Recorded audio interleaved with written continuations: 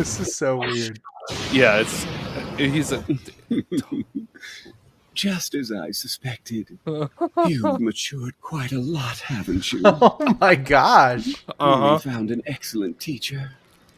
You'll continue to ripen into sweet You're fruit. just staring at his jug. Yeah.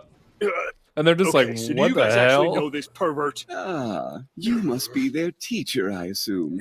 No, doesn't seem the type. Oh my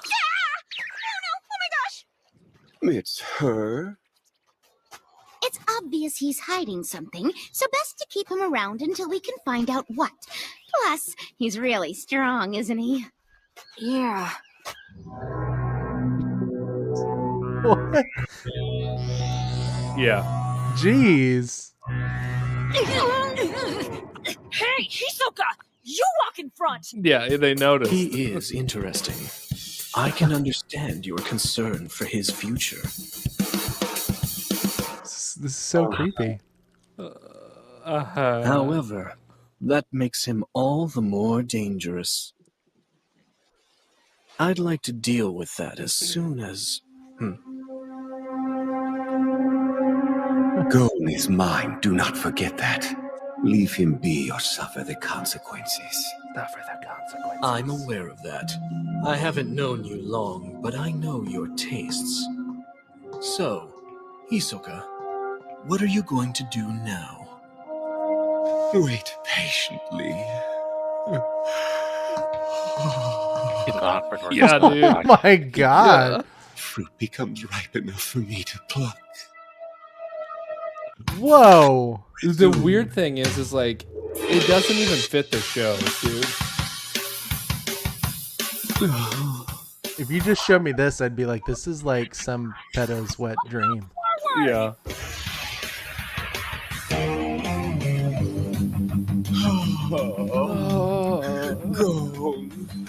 Gon. That's good. You're so very good. Those eyes, that look, that spirit. Dude, this is creeping me Yeah, out. this would 100% turn people off of that show. This, Yeah. it's, I, Just can't wait to break. I'm telling Oh you though. my gosh. Yeah. Oh, but no, not yet. More. Oh my god. It's almost ashamed to destroy you. Oh, that's gonna hurt! Until you've matured. Look at him go, Puff! Until you've reached soaring new heights. Patience. A vicious assault!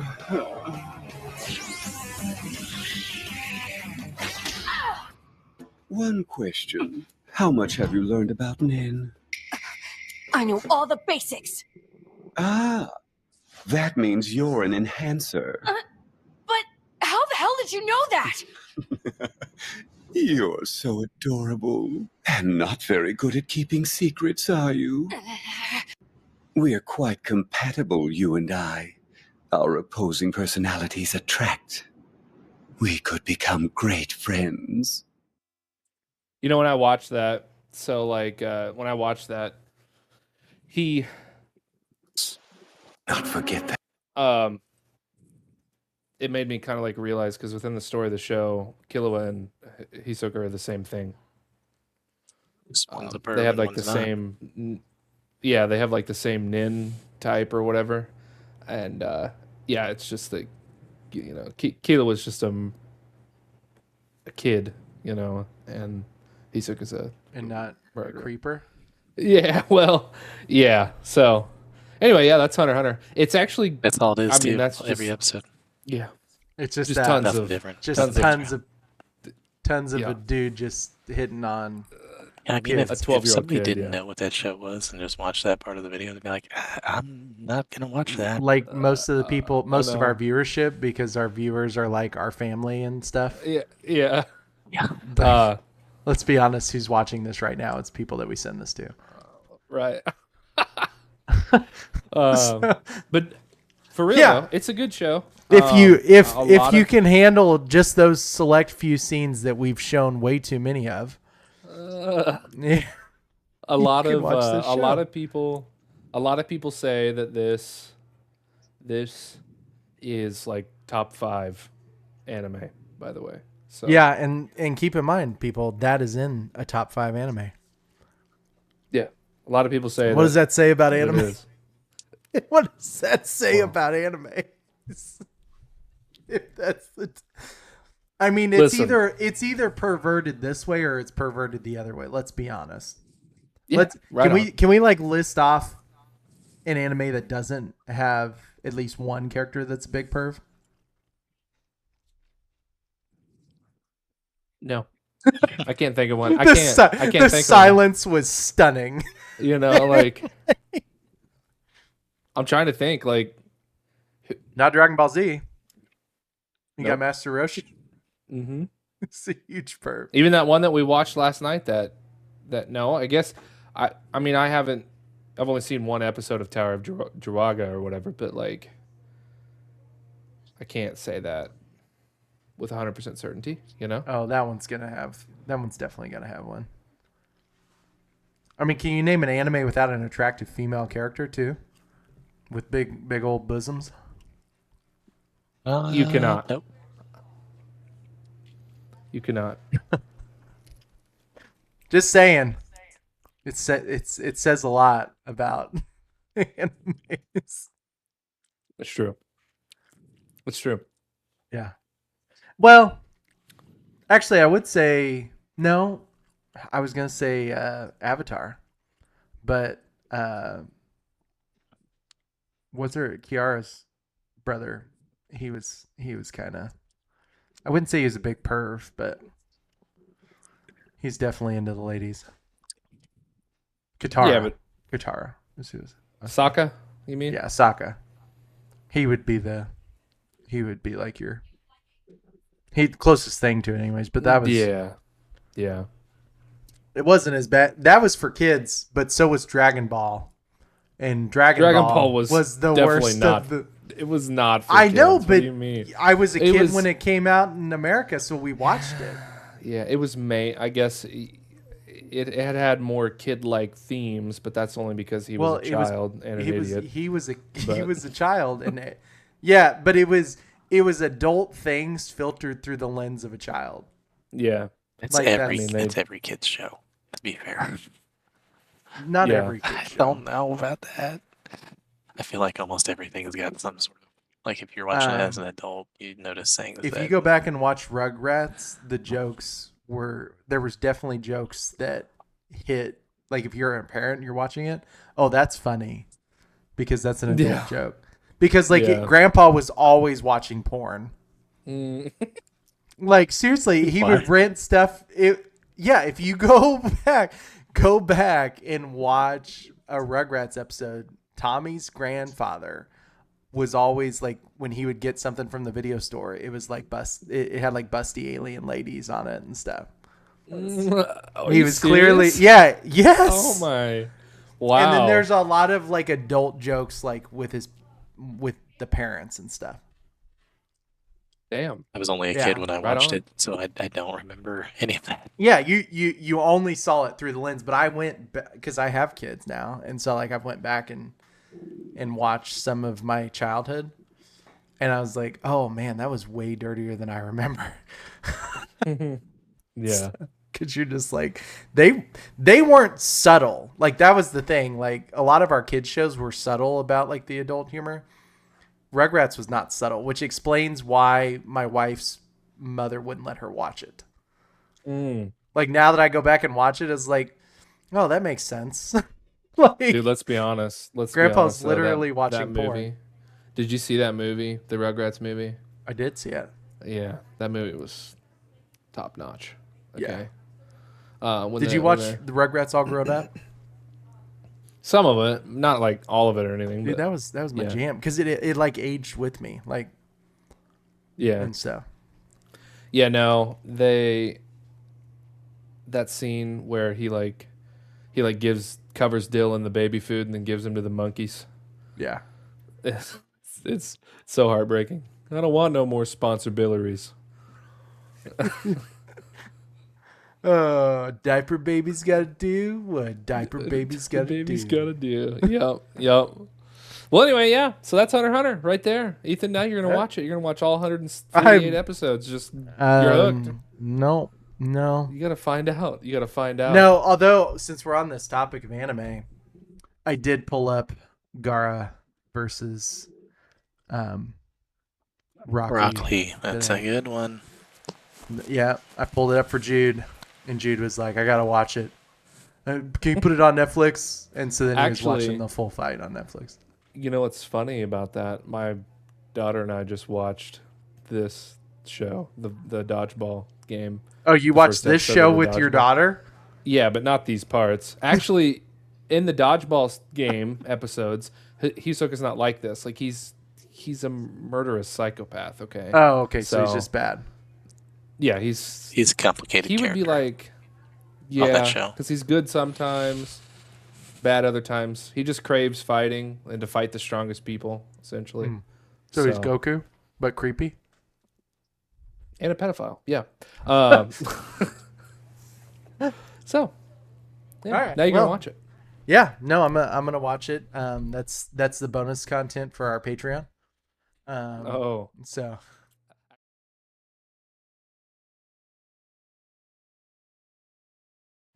there is a place between pixels and reality where the lines of gaming, tech, and pop culture blur into chaos.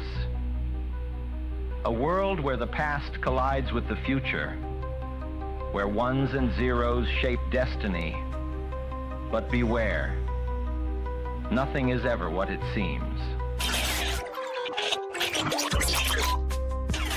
From retro classics to breaking news, from hot takes to rage-fueled rants, we break it down, rank it up, and glitch it out, one bite at a time. So grab your headsets, log in, and get ready to glitch out. This is Glitch in the Chat.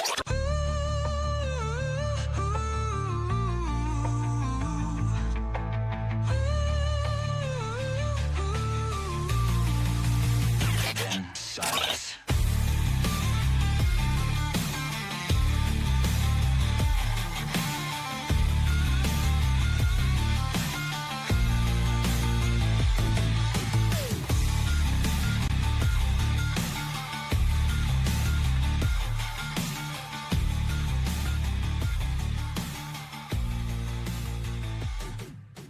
that was an underrated game, man.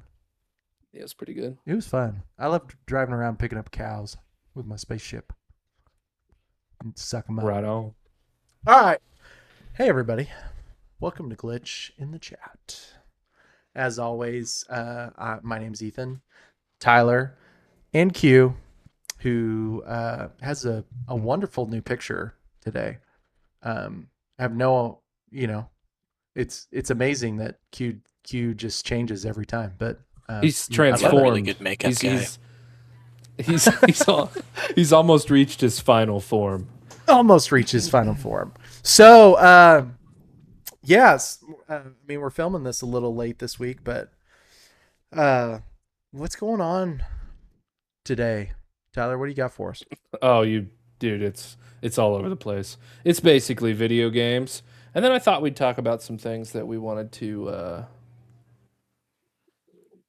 maybe just some current events that happened over the past week. Yeah. Okay. Yeah. Right on. Who do you want to jump into? You want to talk about your 9-year-old boy? That just sounds creepy. Uh-huh. And I'm disturbed that you even said that.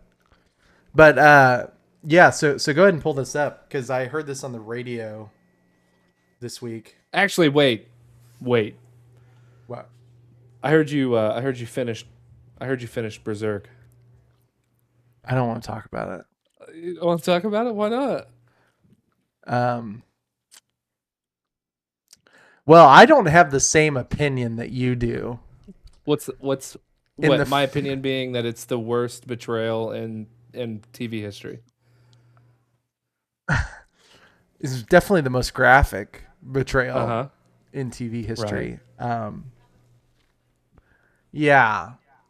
So it was interesting, but I was more disturbed than I was Yeah. like shocked. It's when you see that scene that it really kind of sears it into your brain for you. You know, It seared something That's- into my brain. yeah, no shit. Yeah, it does that to a lot of people. I bet that's what it did. That I think is why I think it's the worst. Is when you see that happen and you're like, Yeah, oh my god, you know, like you do I one of those mean, numbers. Yeah, but I saw Game of Thrones before I saw that. Yeah, Like the Red Wedding, So- wasn't it? The Red Wedding, man, when they stabbed Rob's wife in the gut, like his pregnant wife, and he's just sitting there like knifing her in the gut. mm-hmm. It's pretty bad, man. And that's not animated. So Okay, it makes a little bit of a difference. But yeah, I'm not gonna spoil that for anybody. If you want to go watch Berserk and have to claw your eyes out with a spoon at the end, just be prepared. Yeah, Because most Yeah. people probably can't stomach that. I would definitely say don't watch Just- that until you're like Numb to the world. 18, Yeah. 19 And what's for sure. what blows my mind is you guys were like, you should watch this with your wife. You never know. I didn't say that. I did not say that. That was you what also you- did say you my definitely said. wife watched Game of Thrones with me, and she's watched Game of Thrones. She can watch anything. And then you see Well- this yesterday, and I'm watching the reaction on your face, and you're just like, Yeah. yeah, She would just be the whole time she would be thinking, and what's funny is she's gonna watch this and she's gonna be like so intrigued by my opinion, like she's gonna want to yeah. want to Well, see, watch it. here's the thing. I think that scene would definitely hit women differently than it would men. So Yes, Um, yeah, I do agree. Well, yeah, I think it would she would just be angry the whole time. yeah, And then just hate because of that one angry. It's the reason she doesn't like haunted houses. yeah, She just gets so angry that she doesn't enjoy it. yeah, Because when she gets scared, she gets mad. And when she gets mad, she then hates the entire experience, even if Yeah. some parts were good. Like, right. I've only seen my wife go through one haunted house, and it was Fear Fest in Columbia. Have you ever been That one's a pretty good No. one. to Fear Fest? But we went through the haunted house, and then we did the zombie hayride where you shot people with paintball guns. So Right it was, which is the whole reason we went, was we wanted to do the zombie hayride where you just on a big old hayride with a stationary gun, you're just shooting paintballs at people. But I remember how quickly she walked through that haunted house. Yeah, And this was, we were teens at the time and dating. And like at one point I let somebody get in between me to get behind her because I do that. Actually, I take that back. We did a haunted maze, like corn maze once. Mhm. That was the last time I've seen her in a scary situation. She did that. We did that in college. But I also let a clown who was walking through, I heard him behind me. And so I looked and I saw him. And then I just went like this. And then I went like this. And then I just stopped and I stepped aside. And then he walked in between me and got behind the girls and followed Man. the girls like super close. Like that's, Jeez. you don't go to a haunted house with me. I'm that type of person. I will literally stab you in the back. Where Man, like so you're gonna turn Griffith. thinking it's me. Yeah, I am. You're gonna turn thinking it's me, and it's actually one of the actors because Yeah. I don't get scared and scream and freak out. I just go, hey, you want to get them really bad? Just here, I'll move, and then I'll move. yeah, like that's what I do in a Right haunted on. house, which is probably why my wife doesn't like them, but she doesn't like scary movies anyways. So that's sometime we need to go through some scary movies on here because I need a good scary movie fix, and I would like to watch some great jump scares and stuff. Yeah. So anyway, yeah, okay. Well, the question still stands then. I mean, what is it then? Yeah, What's so the biggest betrayal? The red wedding was bad, man. Okay. That was right. bad. Q, Quentin, what? it's Q, been- what? it's been what a would you week. say? What would you say? You want to change your opinion? Been a week. What?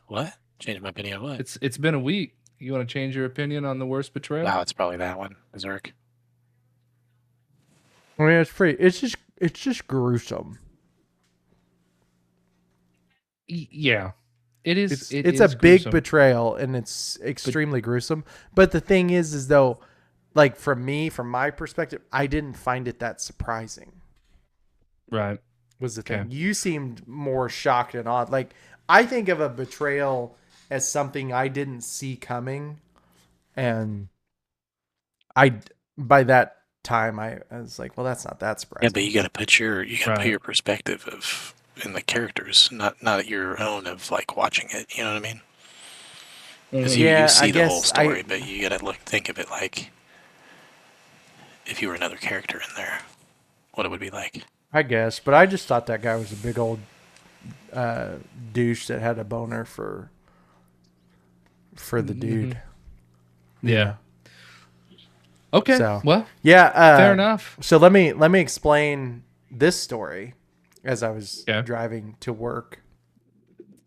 So this is Pete Mundo. I listen to him every morning before I go anywhere.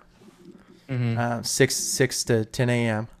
here in Kansas City, and he brought this story about a 9-year-old driving. So I let's listen to it, and then I want to hear your guys' opinions, because I kind of agree with the host of the show. So I want to hear your opinions on what the guys say about this. All right. What do you do if your 9-year-old decides he's going to drive to school? That is what happened down in Mays, Kansas, just outside of Wichita this week. And it got national news. In fact, I saw it first on Fox News. A 9-year-old boy took matters into his own hands. He missed the bus. Dad was at work. Mom was out of town. And he decides he's going to get in the car and drive himself to school. He was in a white Chevy pickup, and he actually got to the elementary school parking lot. A-okay. Oh, shit. But on the way there, somebody called the police and said, yeah, there looks to be like a kid driving a car, so we got a problem here. And by the time the cops got him, he was already at school. And the reason he did this is because, well, mom wasn't home and dad wasn't home, and he missed the bus. So he said, all right, got to get myself to school. What do I do? I'm sitting there and I'm like, as a parent, there's a part of you that has to be proud, right? I mean, would you at 9 years old? I mean, maybe you would have walked. Maybe. You would have been like, oh, gosh, now I got to walk 3 miles to school. It's uphill both ways. What do I do? This kid's like, yeah, I'm just going to get in the car and go. Now, he's got to be a big 9-year-old, because how many 9-year-olds could actually reach the pedal, the brake, and also look over the steering wheel at the same time? That in and of itself is something where I'm sitting there and saying to myself, he's got to be a pretty big kid. That's number one. But then number two, just see him like this. I got this. There's some swagger there. To see over the kid. Well, number 3, there was a room party and they were serving cake. So at 9 years old, didn't want to miss out. Yeah, exactly right. So I'm like Total looking sense. at the story and I'm saying, man, you can't praise the kid for at 9 years old getting into a car and driving it to school, because it's illegal. Can you? Number one. And also, he put a lot of people at risk. Now, would you take the 9-year-old who's definitely white knuckling that thing versus the 16 or 17-year-old who's texting while driving, who's like, I got this, don't worry. That may be a point to bring up. Not going to take that one away from you. But then there's a proud parent moment where you say, oh, my son missed the bus, and he's like, I got to go to school. I'm not going to sit home and just, blow off school. Whoops, missed the bus. Too bad for me. He's like, I've got a responsibility to get to that classroom. So I'm going to drive. I got to learn. And that's one thing I look at and I say, it's a weird deal as a parent. And I know that these moments will come up. I mean, my kids are little, so I don't have to worry about Claire driving to school for at least a couple more years, like a lot more years, hopefully. But at 6, she's 3 years away from being 9. I can't even fathom it. But you know what? This is also, I know, part of how life is in other parts of the state, more rural parts of the state, where kids, driving vehicles on the farm and things like that. 913-408-7957. Susie in Blue Springs. Hey, Susie, good morning. You're on KCMO. Hey, good morning. Yeah, I have 6 kids, and my first 5 all knew how to drive, and they have taken the car when they weren't supposed to, but they all knew how to drive by 9 or 10. So by 9, gosh, I'm genuinely. What age did you guys learn how to drive? Probably 9 or 10. I think the first time I drove a semi, I was like maybe 11. Yeah. I was 14 and I backed my mom's van into a mailbox. Jeez. Yeah. I was but a big old dent. It was backing trucks up in the hay bales. Like, I mean, I was pretty little, driving on the highway, moving hay, feeding cattle. Mm-hmm. Like, yeah. I mean, let's be honest. That boy, the 9-year-old, he's gonna be just fine in life. Mm-hmm. He's gonna go at 6. At 6. That's it's true. He's probably gonna He'll be working by the time he's 15, he's gonna be 12. He's gonna be 13, arm out the window of the Ford F-150, smoking a cigarette. Yeah, it just reminds me of Got his marbles. that Alan Jackson song, just "Daddy Let Me Drive," right? Yeah, no, I was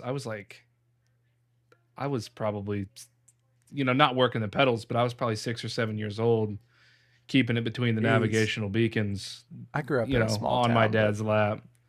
But I still did. My parents didn't trust me. So yeah, for good reason. I mean, when they did let me get behind the wheel, I wrecked the car. So no, it's like why my dad thought it was a good idea to let me back the van up is beyond me. He was like, "Oh yeah, just move it." I was moving it in the driveway, and then I backed it up and I hit the mailbox. Dude, Just different times, man. That's what it kind of feels like. Yeah. Well, Tyler's younger than I am. Well, I'm the youngest one here, Yeah. though. Like, I mean, it's where you grow up. It's the yeah. family and where you grow up. I didn't grow up on land though. You guys both of you guys grew up with at least somewhat country land, right? Yeah. Like I grew up in a small town, but I was in town.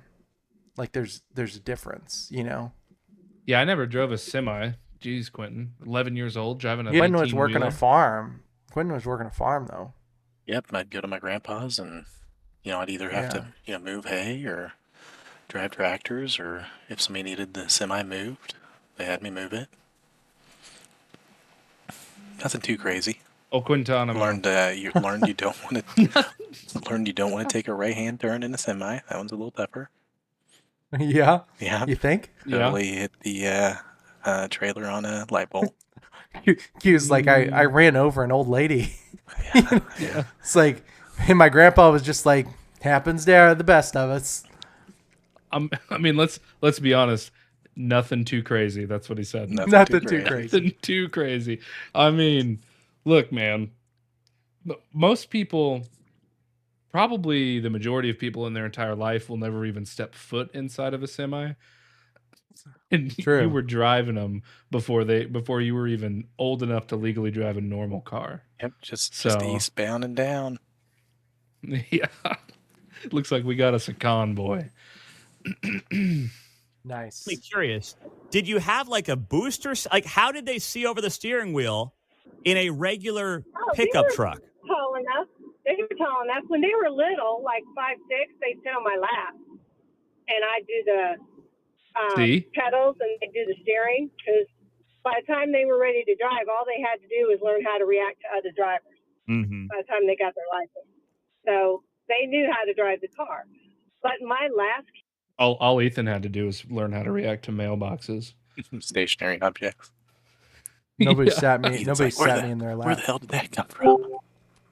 Yeah, I grew up during the time when we had the station wagon that faced out the back window, so I was just looking at other drivers as we were riding. I wasn't watching my parents drive the car. Yeah. Anybody remember those? Those were the best vehicles. Never had one. You never Ethan's rode in dad. one? I owned one. I drove one. My friends would sit in the back seat and make faces at people. Really? Yeah, that was my. That's crazy. So when I upgraded from my mom's minivan, that was my first car. Was a Toyota station wagon that had the back foldable back seat that folded down, and then you're sitting facing out the back. And if you got rear-ended, you would be toast. When you got your first, you purchased your first DLC, right? My first DLC. Yeah. Yeah, I upgraded to the biggest car I could afford, which was a station wagon. It was an upgrade from a minivan. Right. Not really. Isn't the mini? Yeah. It's not any better. Station wagon's not better. Kids, she came along 11 years later, and we were living in the city. I had to make her get her license at 19. Wow. It's a different world. Yeah. I'm having to make my grandkids get their licenses at 17, 18, 19 years old. And I'm taking them driving and training them. What? Hey, you got to give their parents a hard time. Oh, they say I don't yell as much as their parents. Well, why aren't the parents? Even Why when I aren't the train parents dragging them out to get the license? Why are you doing that as grandma? Because I got an pause it. I've got to go. I got an answer for you, and shouldn't be shocking. Do you know what my answer is? People can't afford cars. People can't afford to insure a 16-year-old right now. Yeah. And speaking from somebody who's in this industry, that's why the parents are in no hurry for them to get their license, because it's like, I'm not paying for that. And grandparents were like, we're going to go get the license, and then we're going to stick that bill on the parents. Mm-hmm. Yeah, I could see that. I could see that. You get it? Because it doesn't matter when you start teaching them how to drive. That ain't going to change the price of insurance. It's true. That's true. Would you agree with that consensus, Q? Yeah, I would. A lot of people are passing on, just letting us know right whenever it happens, because, your insurance is going to double. Whatever you put it on, it's going to be twice as much. So crazy. I mean, it's insane. I'm getting closer. I have had my oldest daughter, who's going to be 16, in October. No. Like, she's been driving a little bit since she was probably 11, 12.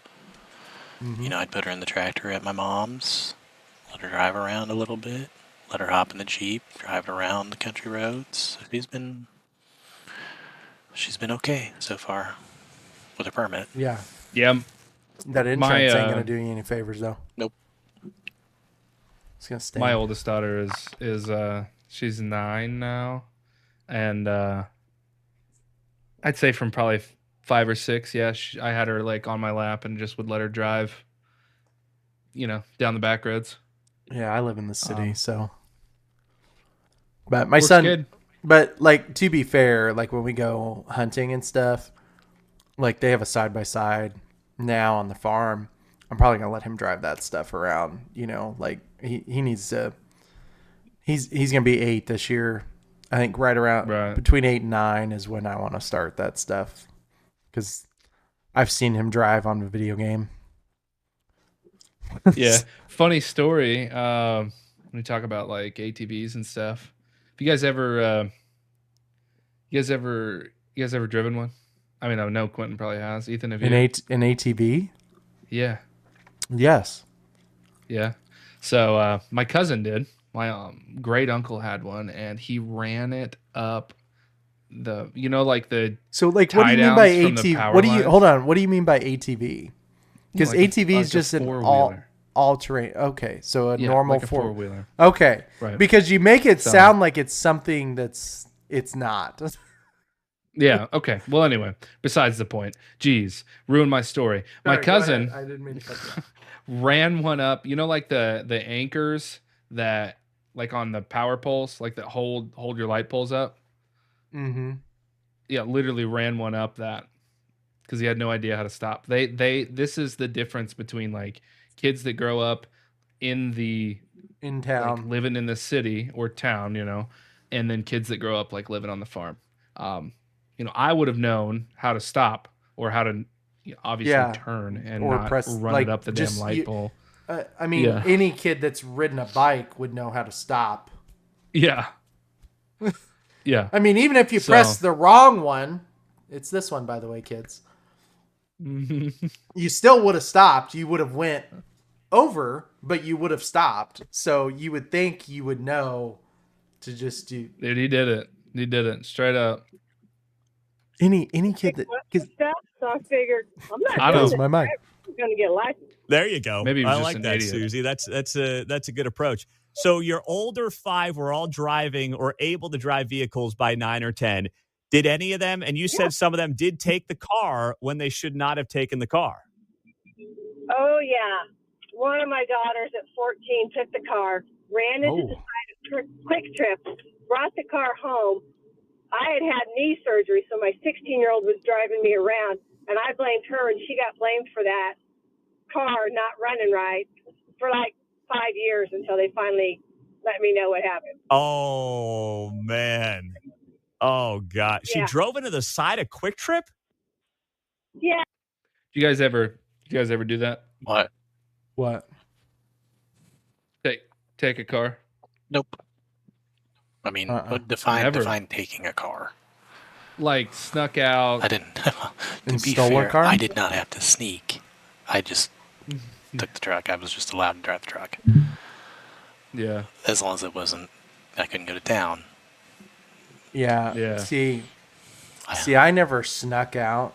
I just lied. So it was, hey mom, we're going to church. And then we're not going to church. Like, yeah. That's what happened. But no, I never stole the car before I was old enough to drive. Well, I mean, like either or, like even after you got your license. I didn't do it then. Like I said, that was what I did was I told my mom I'm going to a youth event, and then I went and made out with somebody. Or did something along those lines, So right. That's what I did. No, I'm trying to. I did some dumb things. We'll just leave it at that. Yeah, she got up to Quick Trip, was like half a mile from the house, and actually hit the gas instead of brake and bumped the side of Quick Trip. There was no police report. Quick Trip was cool with it, I guess. Nobody probably saw I it. don't think they knew. We snuck out to I was like seeing this girl, and then me and my friend who was staying with me, I snuck out at the time. So we snuck out, and same thing that you did. And he goes, "Hey man, we need to, my brother's only in town for like 2 days, and I'm not going to see him again for like 6 months. I need to go hang out with him." And it's like I go over there, and this dude, have you ever played Circle of Death? Like with alcohol? Yeah. Yes, as an adult. Okay. Yes. So I'm like 16, 17. Like I had just gotten my license. And so we snuck out, go see my girlfriend. And then we go to this house that his brother was staying at.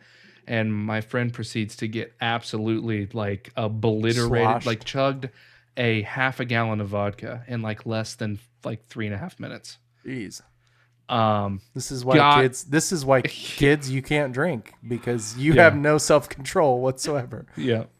Got alcohol poisoning. His mom had to come to my house and stay the night with us. So because she's a nurse, so he didn't like die in the middle of the night. Pumped him full of fluids and all that I'm stuff. surprised she didn't take him to the hospital and have his stomach pumped. She didn't. I don't know. I don't know. I was not drinking. I literally was driving. I was responsible, Yeah. I always knew, you don't drink and drive. I have to do that now for my wife. Yeah. Yeah. Hey babe, Christmas party. Dude, there you go. She was smashed. It was great. I did that for my wife once and then proposed to her the next day. Yeah. Yeah, I think she pulled right back out and went home. Gotcha. All right, Susie. Hey, thanks for that. I appreciate you.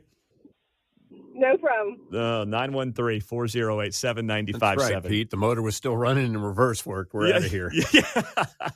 Let's get out of Dodge. Get that K-turn going. All right. Like that's pretty good stuff. That's exactly. This guy has like the best show in Kansas City. I was looking for in that spot. And that's why I know a lot of you are nodding your heads right now and saying, yeah, that's me, or that's my kids, or that was me growing up. And that's why this kid in Mays, nothing happened to him.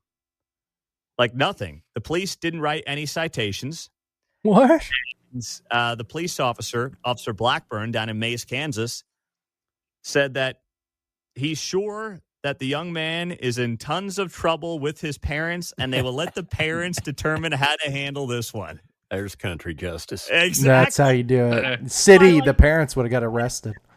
I just can't. Now, up here in the city, if you'd have tried that, they would have busted him for not having a parking lot sticker and parking in the faculty parking lot, probably. Yeah. Oh, man. I'm just curious about his motivation. What possessed him to think, okay, I've got to get there? Yeah. At 9. At 9. And part of you thinks, hey, he's just a good kid.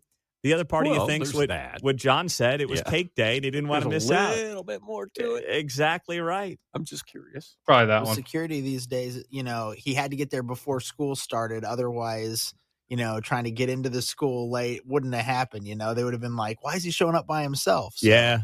He was probably thinking about that too. Imagine driving down 435 this morning and you look over and there's like a 9-year-old driving the vehicle. I mean, I saw a lot of stuff when I was in Northwest Oklahoma that was very rural, and there were certainly some things in cars that surprised you, usually related to, a drink of choice. But that would be one where I would do a double take, seeing a 9-year-old. Dude, I kid you not, we were coming back from, we went to Branson last spring, okay? Driving down the highway, we went to, I think it was Rolla first and then came up that way. But anyway, we got to almost to Columbia, and we passed this car on the road, and there's the person's fucking reading a paperback book while they're driving down the road. Oh, I've seen that before. It pisses me off so much. I'm just like, why? Like, what the hell? Yeah. And what the hell are you doing? And yet people still ask me why their insurance goes up at renewal. When you have people on the road reading a book and driving. Yeah. Like, that's not going to cause an accident at all. That is almost worse than texting and driving. I think it would take, it's the same thing. Yeah, right. It's worse. It's not any different. Reading a whole fucking paperback book. Yeah. It's in word text. But hold on. Are they driving Teslas? No, it was like a 2012 Ford F-150. I do know somebody who owns a Tesla, and that legitimately is what she does. Because but isn't it? It self-drives. It drives. Yeah, it drives itself. Don't they make you have to have your hands on the steering wheel even? No. Oh shit! It's self-drive. Like there are Teslas that will drive and do deliveries and stuff. It's just like there's Uber vehicles now that have no drivers. That's fucked. We used to like to miss the bus on purpose and walk, and it was about 3 miles from Martin City to Grandview. But you could walk it on not on busy streets, back roads, right? And we'd show up as if it were a noble gesture on our part. And we get school at 10:30. Where you been? Well, we missed the bus, but we walked. Yeah. Oh, yeah. We did our job. Plenty of things to do on the way. P.S. Yeah. Took you 2 hours to walk 3 miles back in the day. Must have been some uphill walk you had there, John. Both ways. Yep. Oh my goodness. 913-408-7957, our studio line and our text line on KCMO. And in an era when we talk about how like 30-year-old grown men are living in mom's basement and not working, touche. Like that's where I'm not coming around. I'm being mad at the kid here, because this is the kind of problem that we would like to have culturally in this country. The cultural problem we want to have is kids taking too much responsibility, taking too much into their own hands, and saying, I got this. Because the problem we have right now is the complete opposite of that. And it's destroying us as a country and culturally when you got, 7 million able-bodied men who are just not in the workforce right now because they feel like they don't have to do anything. I got to show this story to Brielle later today and be like, hey, this weekend you're driving to soccer. You gotta take the keys this weekend. Well, she's what, 12? Yeah, she's driving herself to work. Yeah, that's right. She's reffing. So you can she do that or no? No, she can't drive. When's she able to do that? 15? She can drive herself? I think maybe 14 in Kansas. They're in Kansas. Well, you should probably look that up. Permit, I think at 14, somebody's supposed to be with you. You got to get that going there, Mark. Yeah. She has driven on the farm though. Okay. So she has a little experience. Up in Iowa? Yep. All right. She's got a little experience. That's good. That's good. I mean, my girls, they're dying to get behind the wheel. Right now, all they got is their little Elsa truck. They drive around the driveway in loops and circles.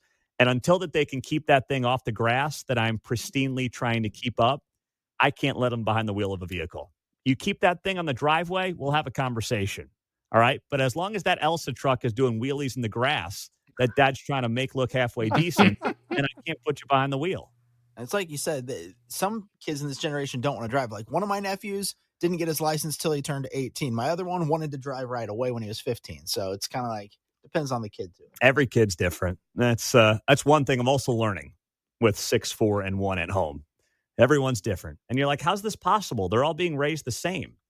Such as. So I had my one of just to follow that up, one of my employees didn't get their license until they were like almost 21. So that leads me into my question for you guys. Were you guys biting at the bit to get your licenses? Oh yeah. I was ready to go, man. Yeah. Yeah. I was like, when I hit 15 and a half, it was, Mom, I got to go take my permit tests. Mm-hmm. And then I got it. And then it was, I want to drive home. And my mom threw me on a highway and I drove home. Yeah. That was my driving experience. But the funny thing was I had, other than backing up into a mailbox, my parents didn't let me drive until I had that piece of paper. I didn't drive, but I drove like 4-wheelers and like side-by-side stuff, off-road things. But that's really kind of not the same thing, right? Well, yeah, you have an idea of how to keep stuff on a trail and a road. Yeah. Versus not knowing how to drive anything, but I could ride my bike and I had the little motorized vehicles. I had a 4-wheeler that I drove around all the time, and stuff. So like once you drive a vehicle, like anything on 4 wheels is the same. It's just bigger and more dangerous. Like it just scales, right? I got a crazy story for you. Okay. You ready for this? No. Okay. So one of my other employees was driving to St. Louis to see his daughter, and they were driving, and it was like right about dark, so this would have been like in the winter, and 6:30 ish, and we're sitting here talking about kids' insurance rates being super high because they're dangerous drivers. But the one thing we're not saying is that really old people are like also very dangerous, and yet they complain about their rates the most. I know. So this guy legit was like an 83-year-old man, got confused because it was just dark. It was like that moment between dusk and daylight, or dark and daylight, dusk, I guess is the right word. Exited onto the going the wrong way down the highway and caused like a 16 vehicle pileup that killed a 19-year-old kid that had the rest of his life. And like this guy, the reason that I know about this, like it was on the news in St. Louis when it happened, was that my employee drove right past this guy going the wrong way. Here's the other thing. It like messed him up, dude. Like knowing that something like that happened.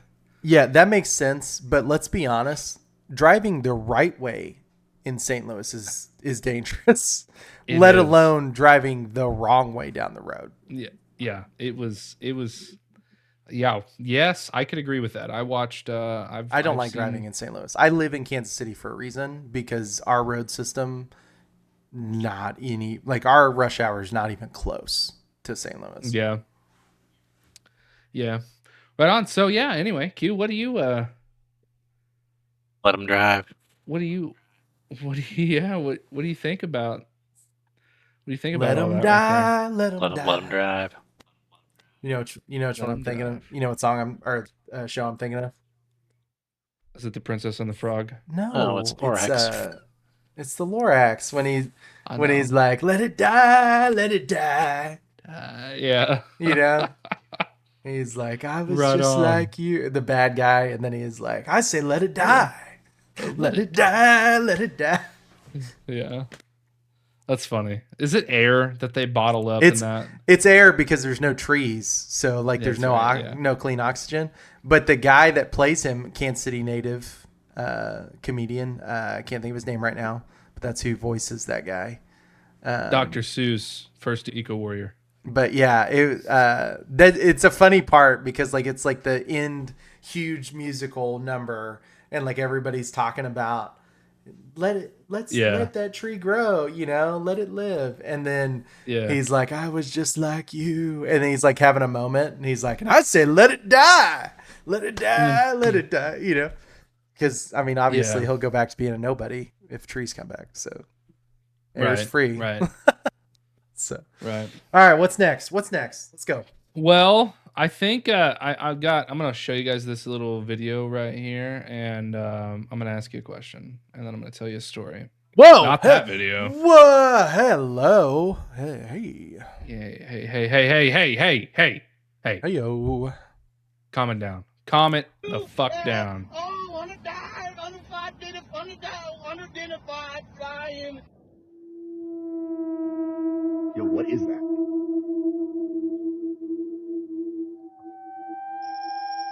Just a wisp of cloud.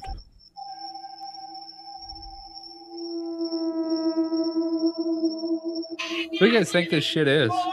Didn't make it better. Phone filters. Yeah, it was already there. Do what? I think it's just all fake. You think it's fake? Yeah, kinda. Yeah, it's. And the ones that maybe are real are too few and far between to tell.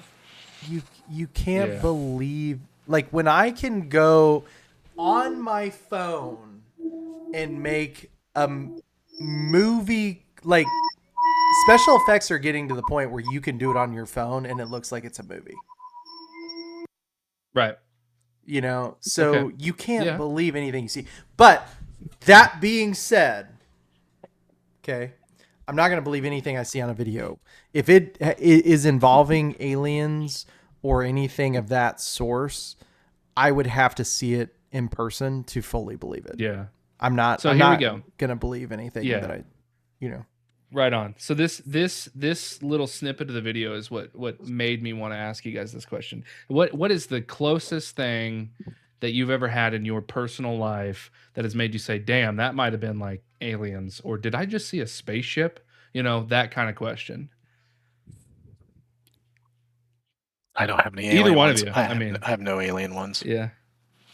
Yeah, I don't. Like something you just couldn't explain. I've had a that was in weird. the- I've had a weird spooky thing happen, but I know it was just. I've had supernatural things happen, but I haven't like not like good supernatural things. Like I've had scary stuff happen.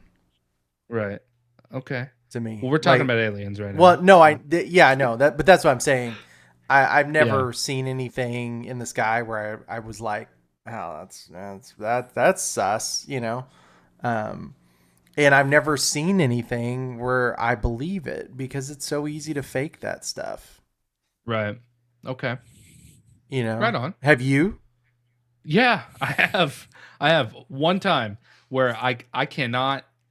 It did not matter what I did. There is no possible way for me to explain it. I was driving home from work, and When it's was dark, this? and I'm like, when did it happen? Probably about 6 months ago. Yeah, it would have been like 6 months ago. Pretty recent. This is recent. Fresh. Yeah. And yeah, it would have been 4 to 6 months ago. Like right right. It was before the new year, so it would have been somewhere between October and December.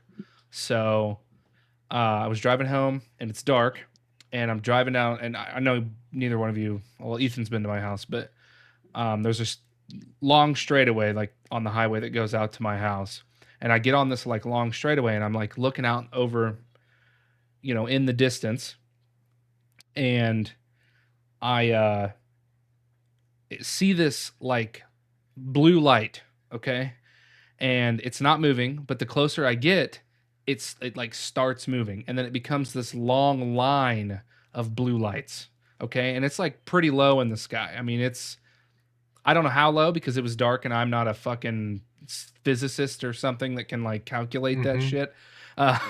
But so I'm driving down the straightaway, and the first thing I think of is, man, no one's gonna fucking believe this.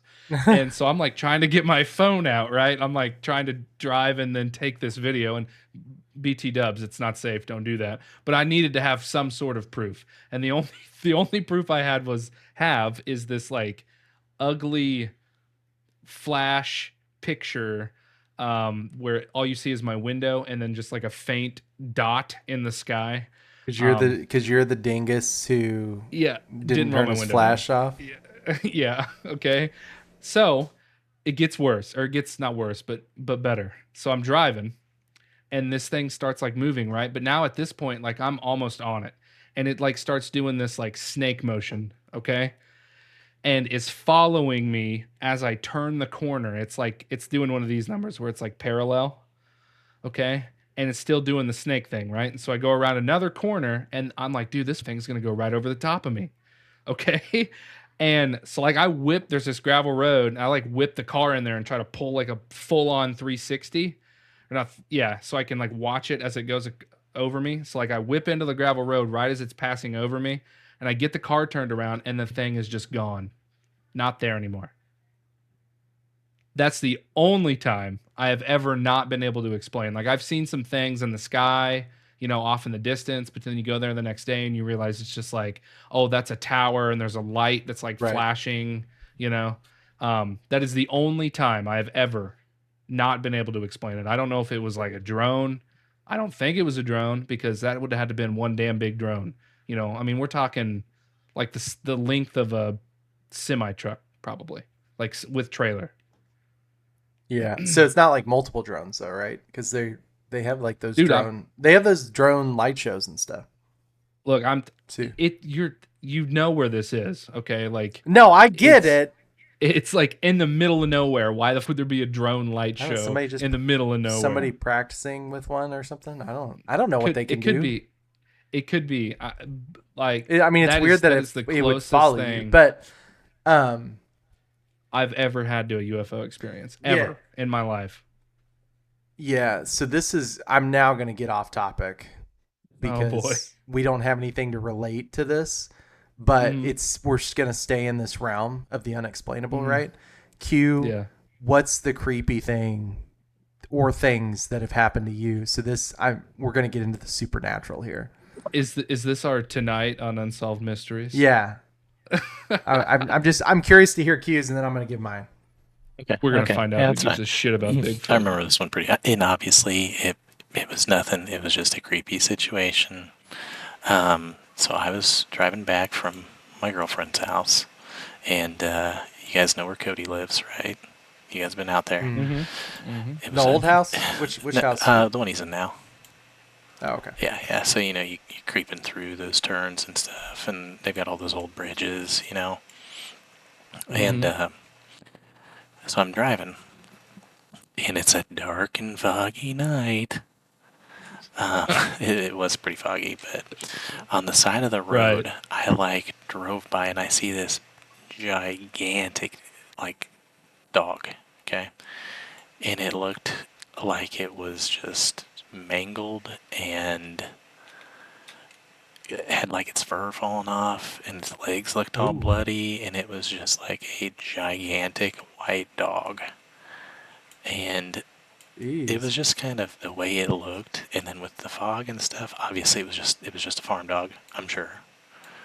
But it all kind of happened in slow motion when I drove by, And yeah, it kind of like spooked me there for a few minutes, you know. Hold on. So here's the thing, and I know our imaginations play into a thing, but there's also like, do you guys ever, when you get that creepy feeling where you're just like, if I stay or like if I go closer to this thing, I could die. Like, you know how like there's just something inside of you sometimes where you're just like danger, or like you. Oh yeah, have whenever that. I found a dead body in an abandoned house. Did you? Yeah. What? You did? Yeah. Yeah. How? I don't know if it was a dead body. We were way too scared to like go. When was go that? See if it was, dude. So, long story, and I'm sorry, I don't mean to cut you off, but like I swear to you, it was a dead body. It smelled like a dead body. But my cousins and my brother will to this day tell you that it was a dead body. There was this abandoned house. They were like building a connecting road. This is in southern Missouri. We were at my dad's. How old were you at this? I was probably 10 or 11. Okay. So we used to ride our bikes because they were like making this connecting road, and it was like not finished, and for some reason they weren't working. And it was this giant where they built the dirt up, and we would ride the bikes along the dirt trail, and it connected to like outside the subdivision that they were living in. And there was this like old broken down farmhouse with all the windows busted out and everything. And we would go in there, and then like one day we went in there because we would like check out each day, every like a different room. And we went into the bedroom, and there was like these trash bags on a old ass bed inside this room. And it stunk to high heaven. Like, you know, like when something's dead for a long time, you know, Yeah. and it looked like, I mean, we were young, so definitely way too afraid to Like get do close? anything. Yeah. And it just kind of gave you that like creepy ass feeling, which is exactly what you're talking about. And so like we Where left it's- and never went back. Yeah, but it's like it's so weird though, where you get this feeling where it's like danger, but like you don't, like it's not normally a dangerous situation. Mm-hmm.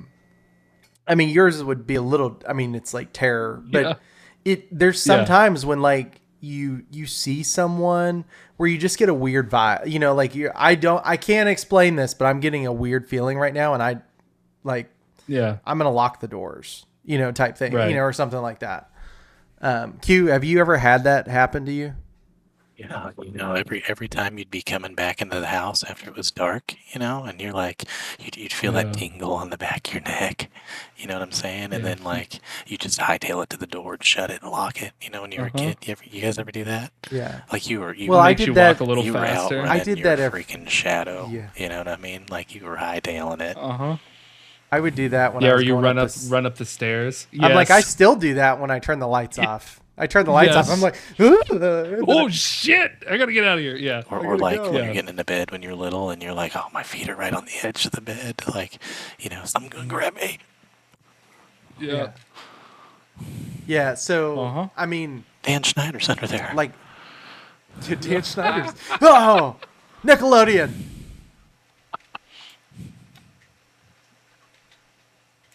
Okay, then I'm sorry. I don't. Okay, continue. So yeah. The point I'm trying to make is that there's times when you just get that feeling.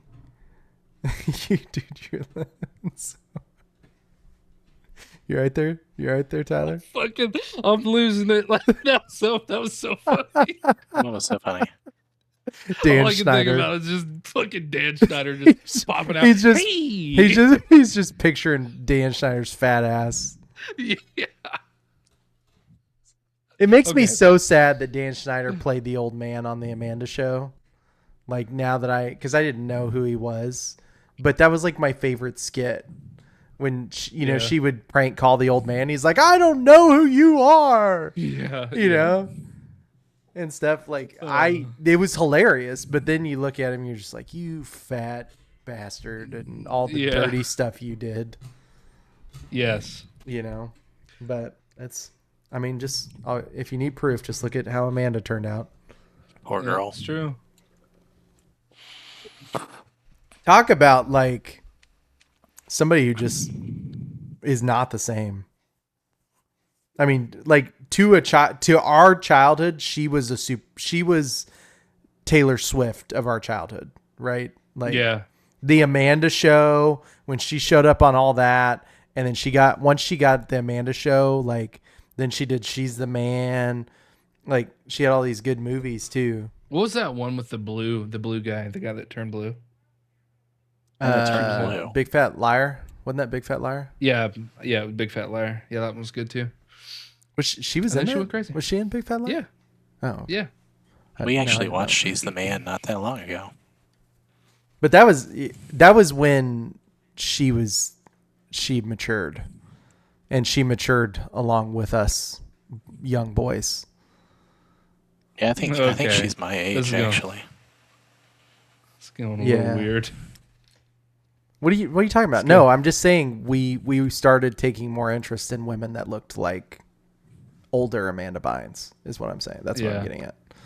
So right on. But yeah, so like it's just that whole situation is crazy. But what I was saying before, we got on this subject was that I've had an experience where I woke up, and so I was asleep, and I woke up and I saw something in like the corner of my room, and I couldn't move. Like I just felt pressure on my chest, and like I couldn't speak and I couldn't move and stuff. But I saw something. It was just an outline and figure. And then like if you go look that up, they're like, oh, it's just a sleep thing where you just wake up, but you're not fully awake yet. There's actually a medical condition for it. Like you can look it up. But it's like when it was happening, I swear that I saw something, and it like locked my body up, Yeah. And so I don't think that this is, I know there's a medical name for it and stuff, but I was like, I don't think that's what caused it because I've never had it happen again. Q, did you ever had something happen like that? Nope.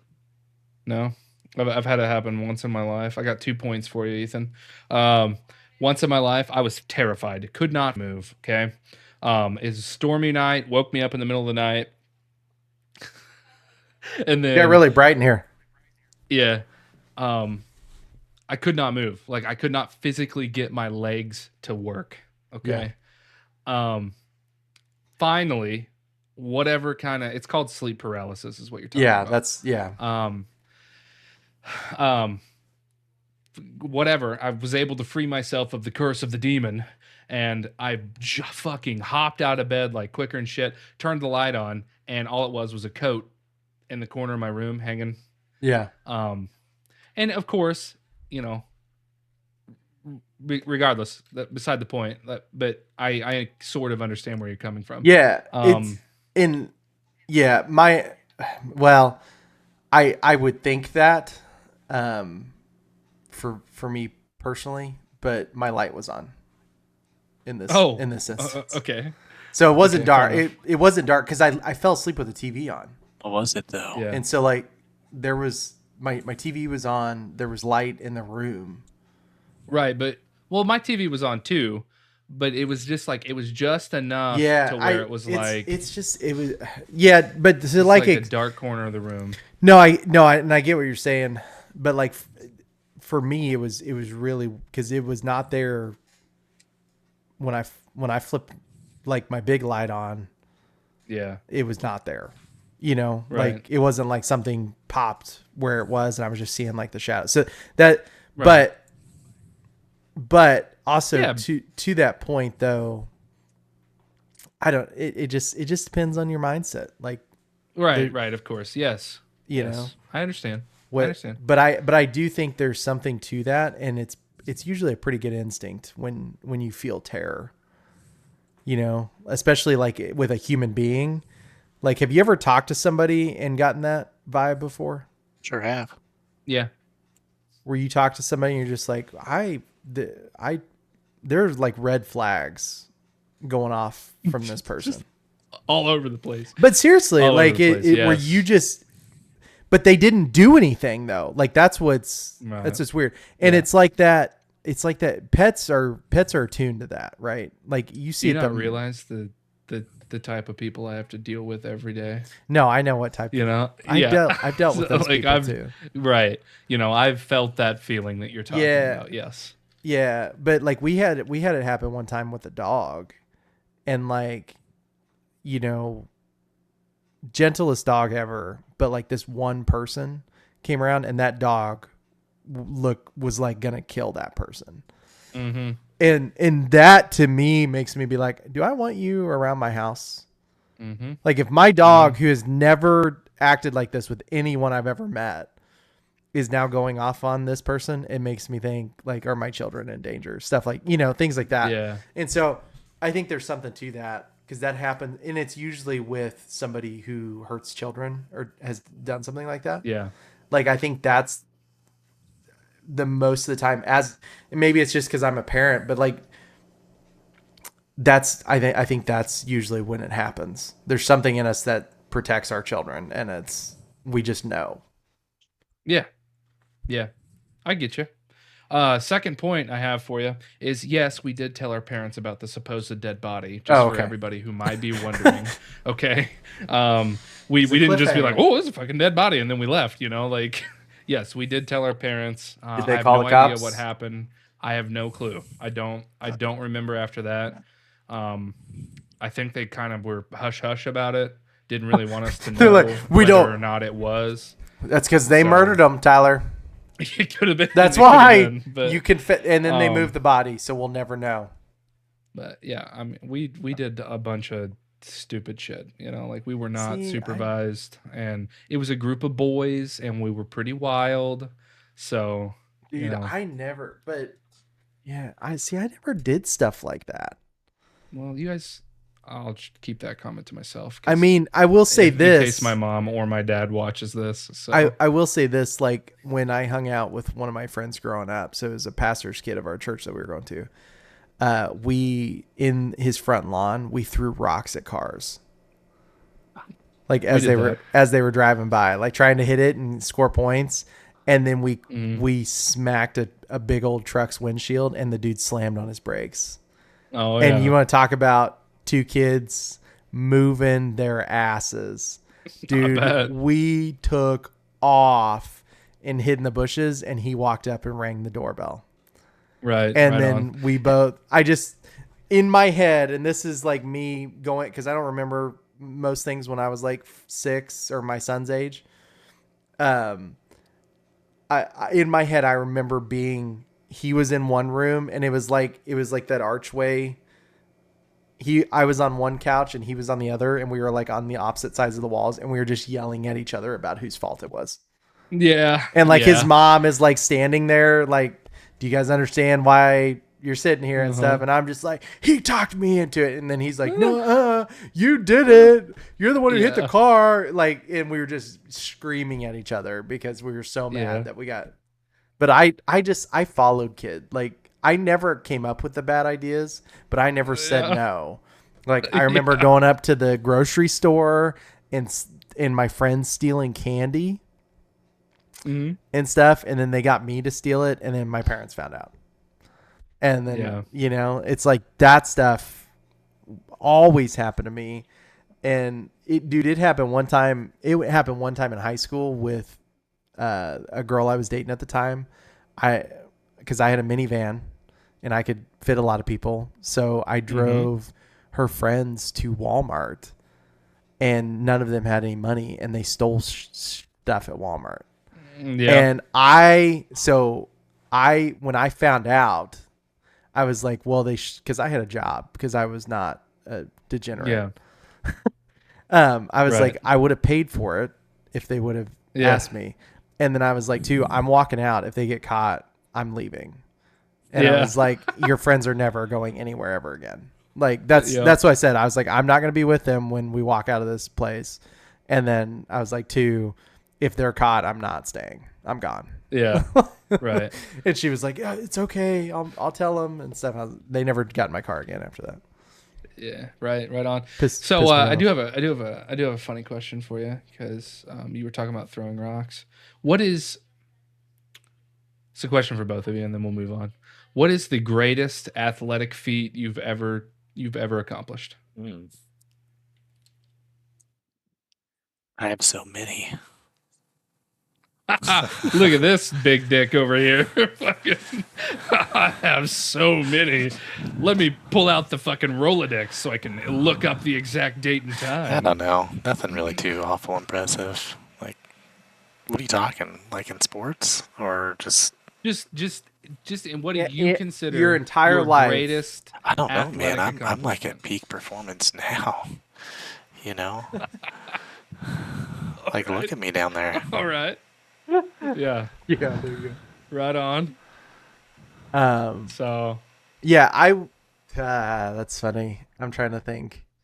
I got one. I can just fire. You go it ahead. off. Go ahead. If you guys want a nice example. So this might not be impressive to most people, but I swear to you, I hit a cow in the ass with an apple from at least 70 yards.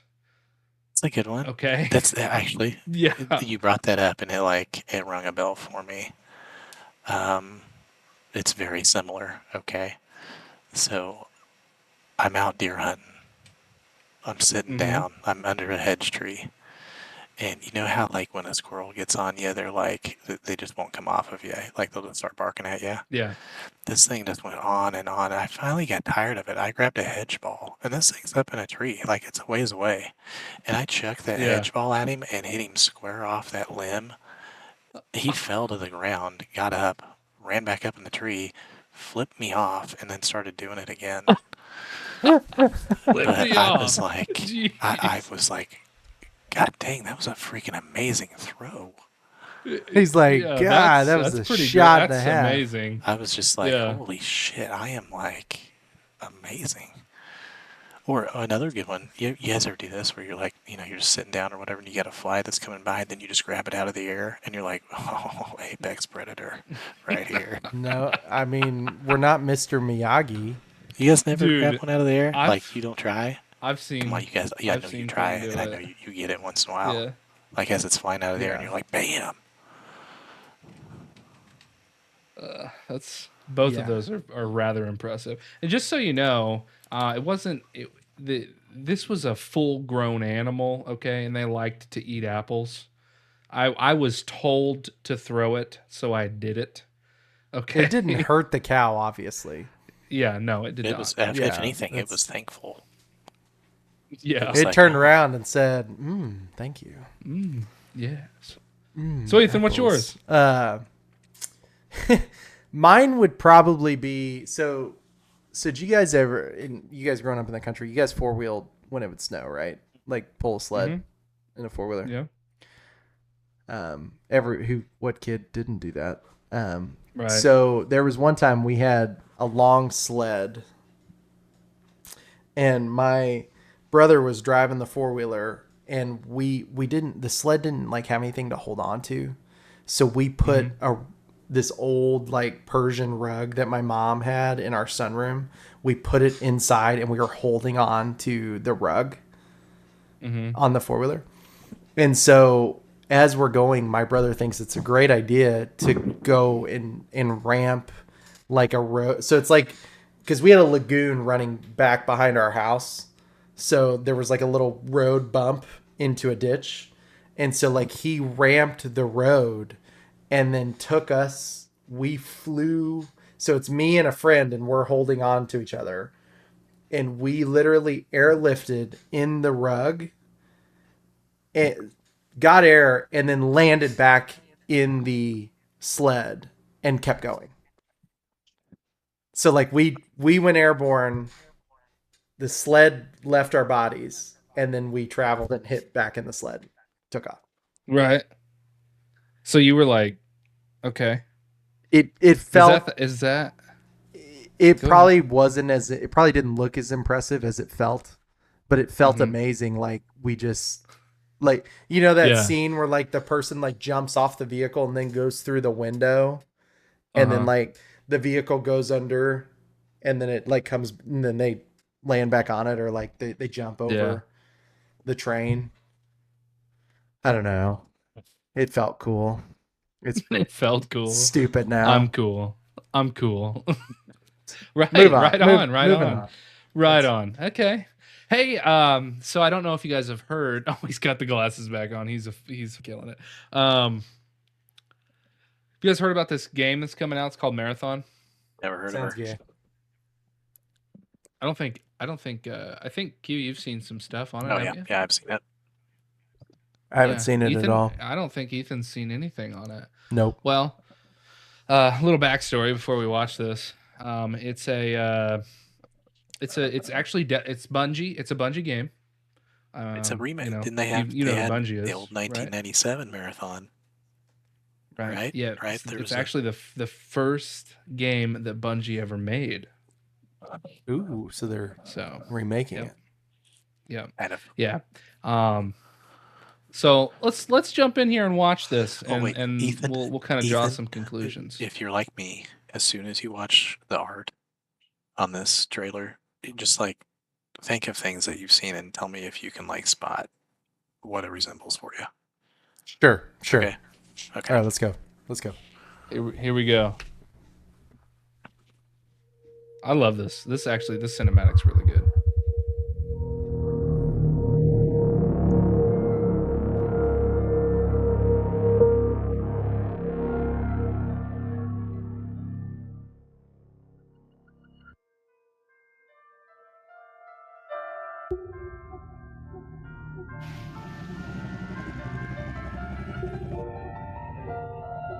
Is it too quiet? No, it's fine.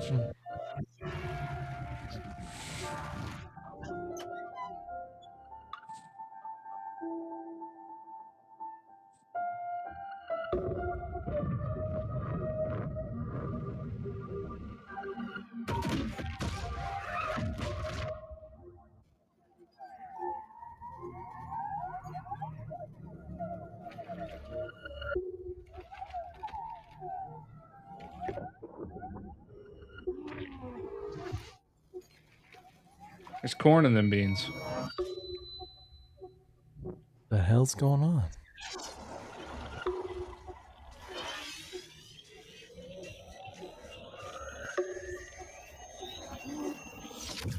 Oh, jeez.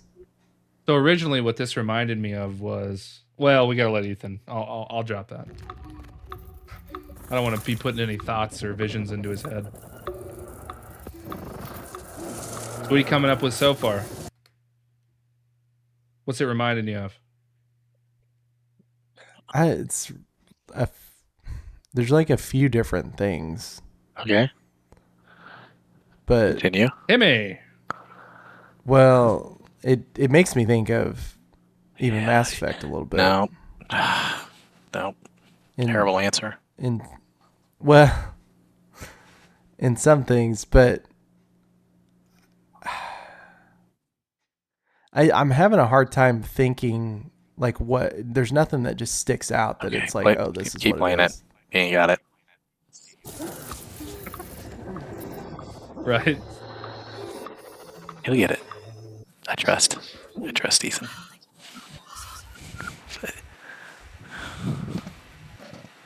Think of it. I have no Think idea of what it. he's talking about. You don't want me? Yeah. Think of a what? Yeah, like a show. This is a show. The director of this show directed what else? Okay. And Ethan, I know Ethan's watched it. Oh, this is a show? No. This is not a show. Pause Okay, it. because I was Pause on it. a video game. I was on a video game, not a show. Okay, this is a video game. But the director of this, if I'm right, Tyler, right? He directed another episode on a show. Correct? For what I read was that yes. Okay. Yes. And I know Ethan's watched the show. Okay. I'm like 100% positive Ethan's watched the show. It's to be fair, it's an episode of a show. You're gonna have to tell me, Q. Once you say it, it'll probably just like just watch the artwork, like the camera angles, like how the characters move, just and all that keep stuff. keep going.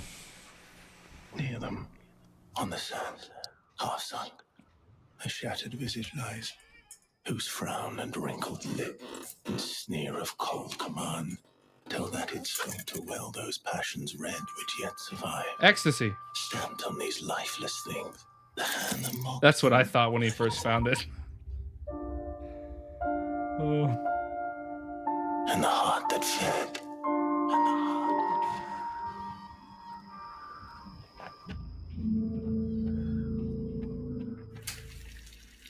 You think that character that you just saw was a man or a woman?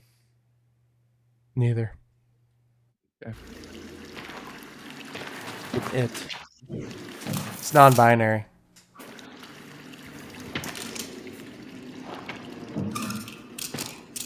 Did it look good so far? Once again. Alison, you shall. I mean, it feels just like what it is, right? Like $1 trillion. Like $1 trillion. Sakaguchi Genetics sent a reminder. Your shell repayment. I'm assuming these are all customization things. Yeah, I know. That's Do you mind what's if we going skip through. time? Got a big contract waiting down there, so. Understood. No. Let's proceed with your You can't make your characters look like this?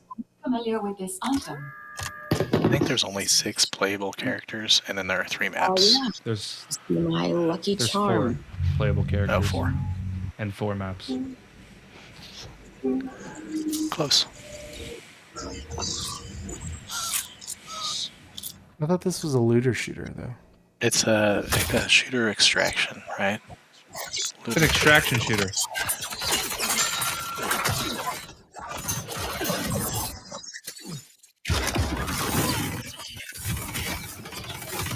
Yeah, I don't know, Q. I don't know what it looks like.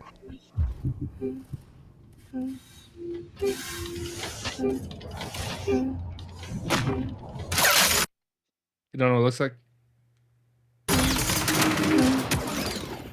Can you identify her?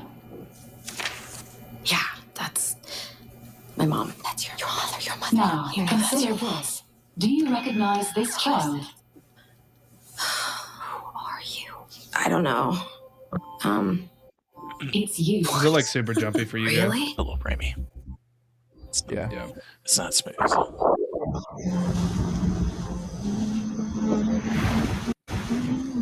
Try that. That should be better.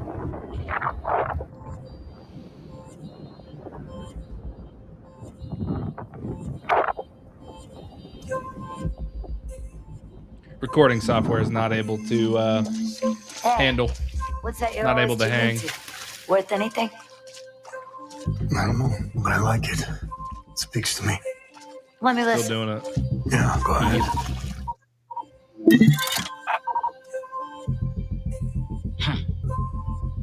You ever wonder what happened to these people? It's not my business. And this music is. You'll have a tough time finding a buyer. Good. It's not for sale. Give it to me. Oh, she got her head smacked. Man, it's like really framey, huh? Yeah, it is. I mean, yeah, that's pretty rough to watch. I honestly thought it was part of the video. It's not.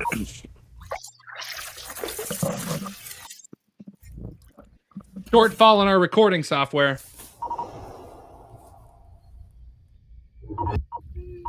Maybe it'll show up right though. It will. That's what it says here anyway.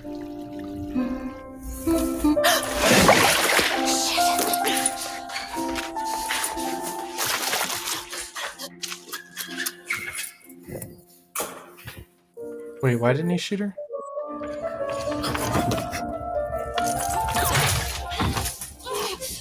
I'll explain a little bit about what happens after this is over. Because there's going to be something that you both miss that it took me until the 3rd time that I watched it to realize what happened.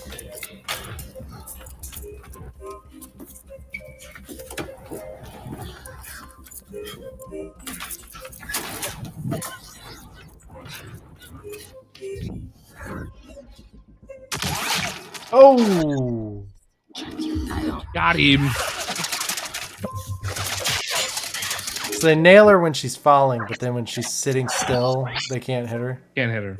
Yeah. It's stormtroopers, man.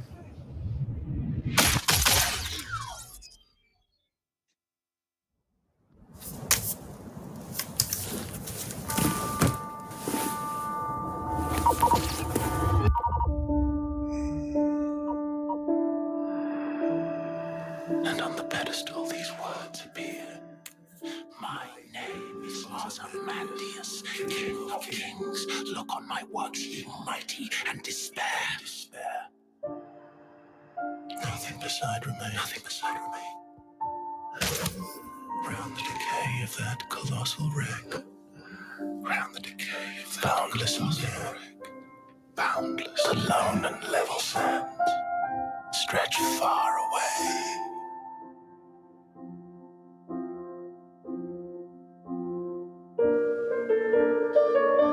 Ethan's like, I don't know what the fuck is happening here.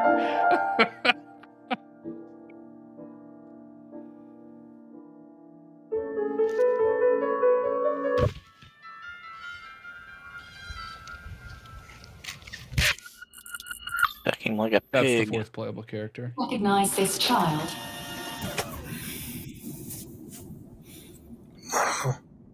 Is that me?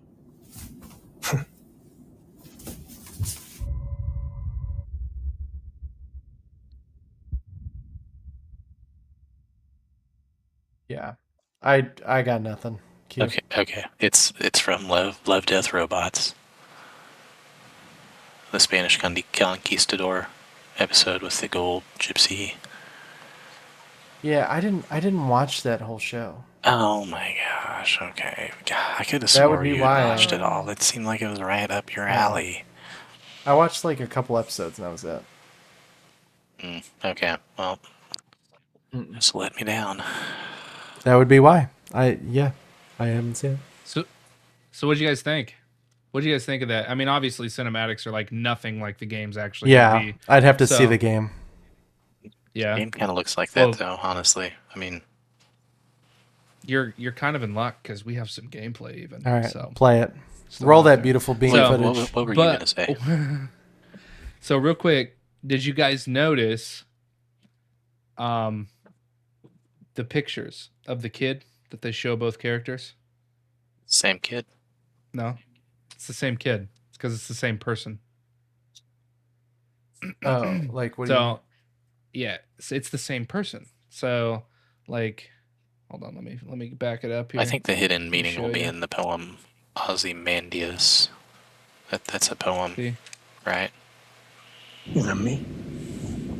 See the kid? Mm-hmm. Okay.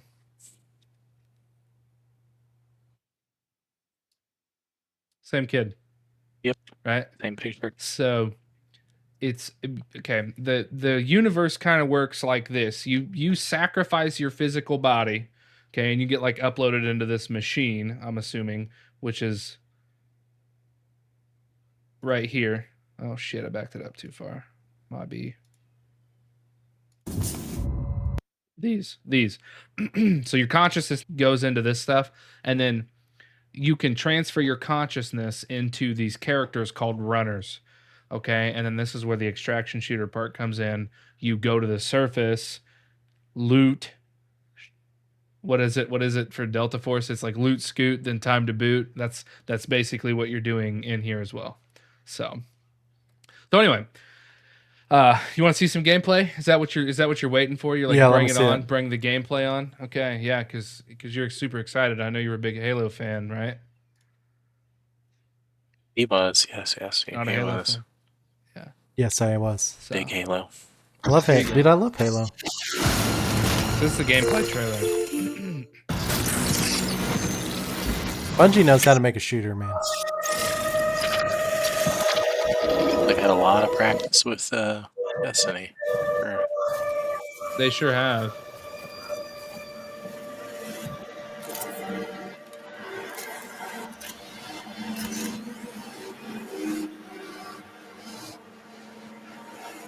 That looks like a familiar reticle that I've seen before.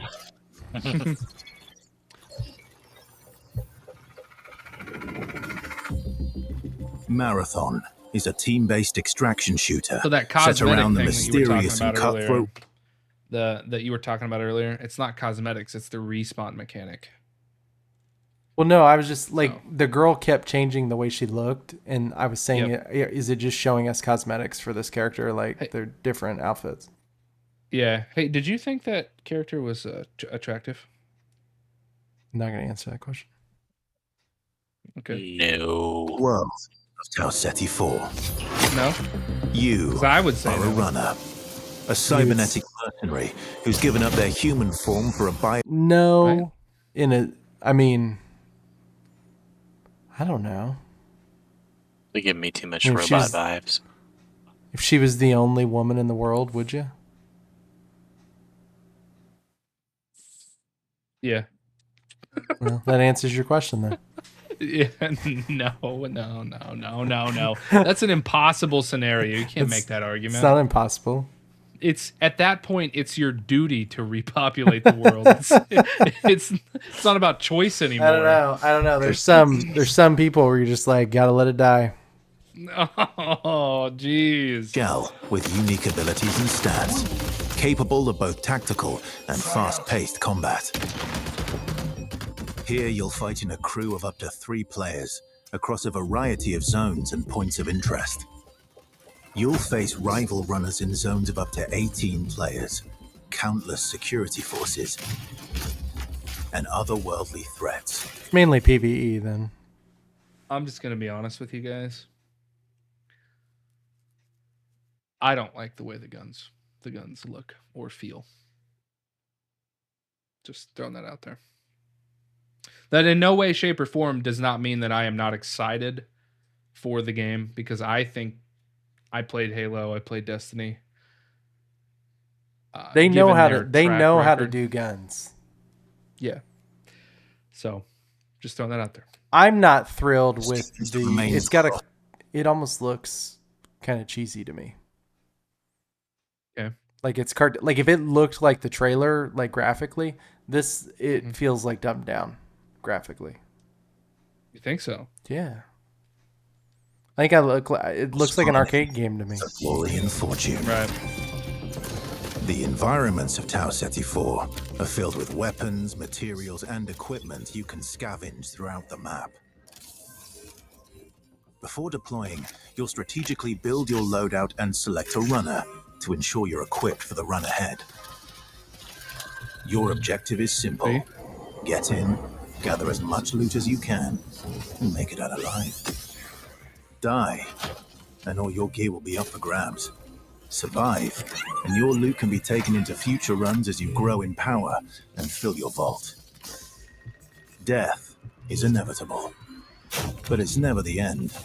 Think quickly on your feet and outplay your opponents, and in your next run, you and your teammates will be the ones coming out on top. And even if you're down on your luck, factions can sponsor you with a fresh loadout, so you can get... Quentin knows all about that. What?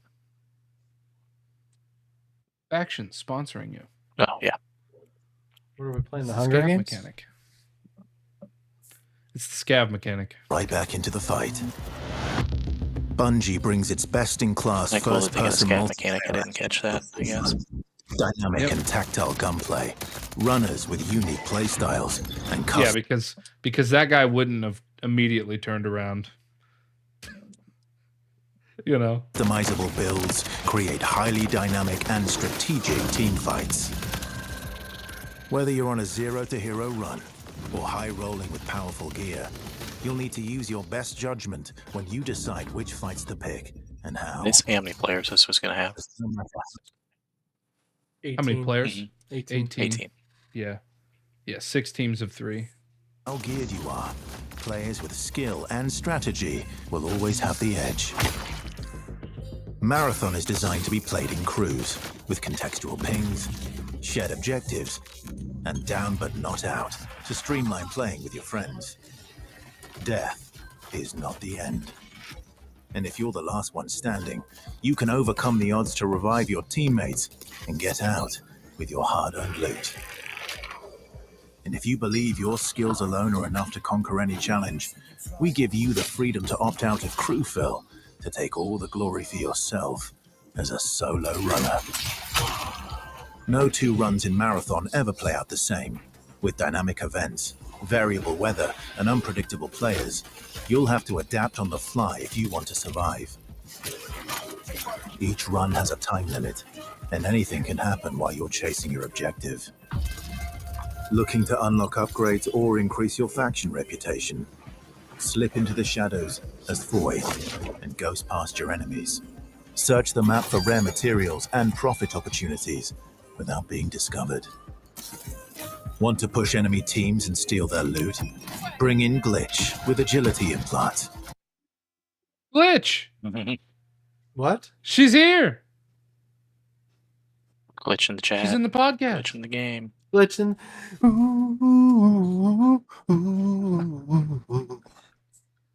I need to drop that full song. I need to drop the whole song. It's such a good Running song. with your friends. Grab extra equipment, shield charges, and a specialized backpack to be the lifeline they need.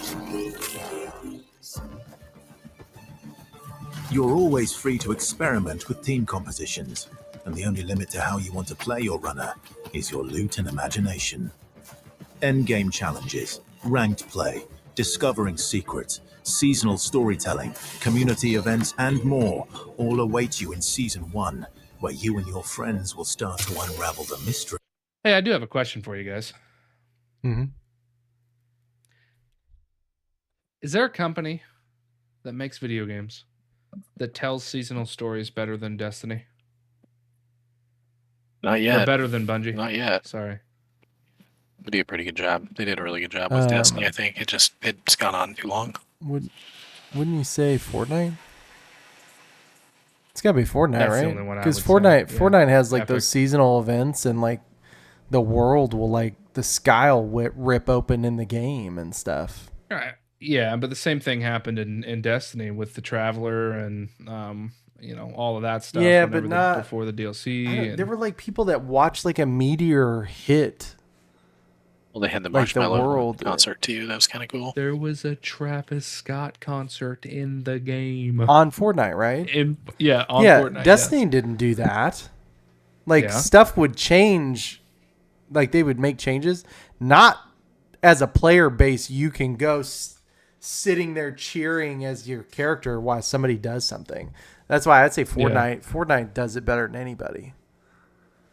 Okay. They've also, I agree, through doing that, have the most licensed crap out of any game.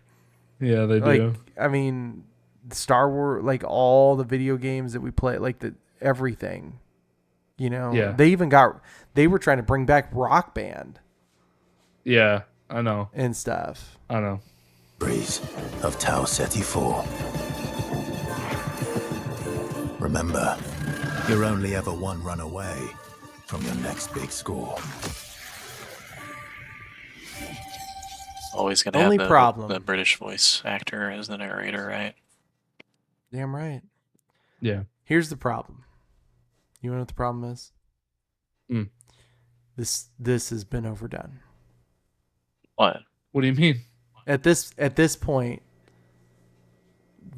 there's so many looter shooters, like extraction shooters. Like that's the only thing that anybody makes right now. It's a lot of battle royales, but it's not like I don't know if it's going to be more like Tarkov where you have a stash, and like It is going to be You like have a stash. I've seen Yeah. people complain about it. So it's I don't know, I I've seen kinda what like Tyler that. sent me, but yeah, I don't know. And I get it. It's one game comes out that like changes, like PUBG came out, revolutionized everything, and then now every game has a battle royale. Mm-hmm. It's just like every game's a battle Yeah. royale. And then you have Tarkov comes out, and now every game has an extraction shooter. So it's like, to me, it's like, where's the new stuff? Like, I want the next thing. I don't want something that I played a million different ways, To me, this is about 3 years too late. That's what I'm saying. That's what I'm saying. Like, this should have came out at the time that we were into stuff like this. Yeah. So I haven't been shy about it. Like, Escape from Tarkov is my favorite game. It's my favorite game for a reason. There are a few things that I see about this game that could be problematic. Now, I am definitely, after having seen the trailer You've played and the cinematic, worse games than this. I've played worse games than this. Yes, you've bought worse games than this. I don't know that. I haven't played this yet. Yeah, just but there's some games where you can just look at it and you'll be like, I've played a worse game than that.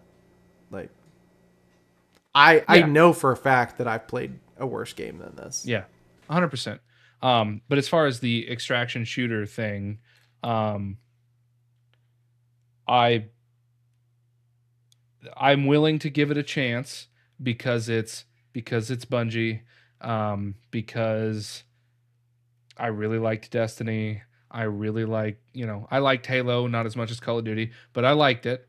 And I like Tarkov. Now, there's a difference. Tarkov is so hardcore it's almost not fun, and that, I think, is what makes it so fun.